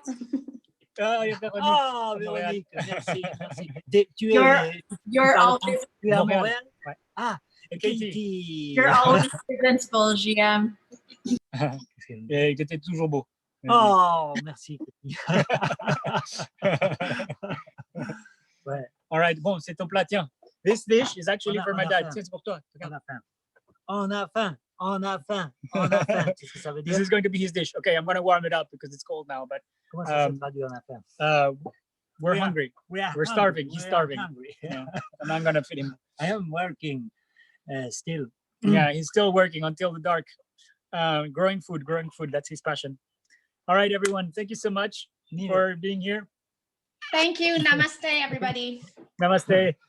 Véronique, elle est où? À Montréal? Montréal, ouais. Ah ouais, Montréal. Mais tu parles français aussi? Thank tu parles you, français? bye. C'est ma première langue. Ah ouais. Bye. Good night. Oh, les Canadiens. Allez, salut. Wow, merci beaucoup. Hey, Carito. Thank you. Bye. Everything, Charles. Carito. Bye, Steve. Bye, everybody. Okay. Bye. Hey, everyone. Ciao. Hey, toda la familia ya, saludos. Ah, la familia. Colombianos. Muy rico. Ah, bueno, qué rico que les haya gustado. Qué chévere. Sí. Qué bueno. ¿Dónde están ustedes? En Medellín, Carmen de Viboral. Ah, Medellín. Sí, sí, sí, yo conozco, yo adoro a Medellín. Es una ciudad, es la ciudad más linda del mundo, pero no lo digas a nadie. ¿Qué tal este lambón? No, es que yo amo a la gente de Medellín, son de una amabilidad increíble. Los amigos que... Sí, sí, sí, sí, increíble. Los amigos que tenía en Medellín, todos eran unas personas tan amables y la forma de hablar que tienen me encanta. Bienvenidos. Bueno, allá iremos a visitarlos. Muchas gracias por estar presentes. Chao, chao. Chao, chao. Hasta luego.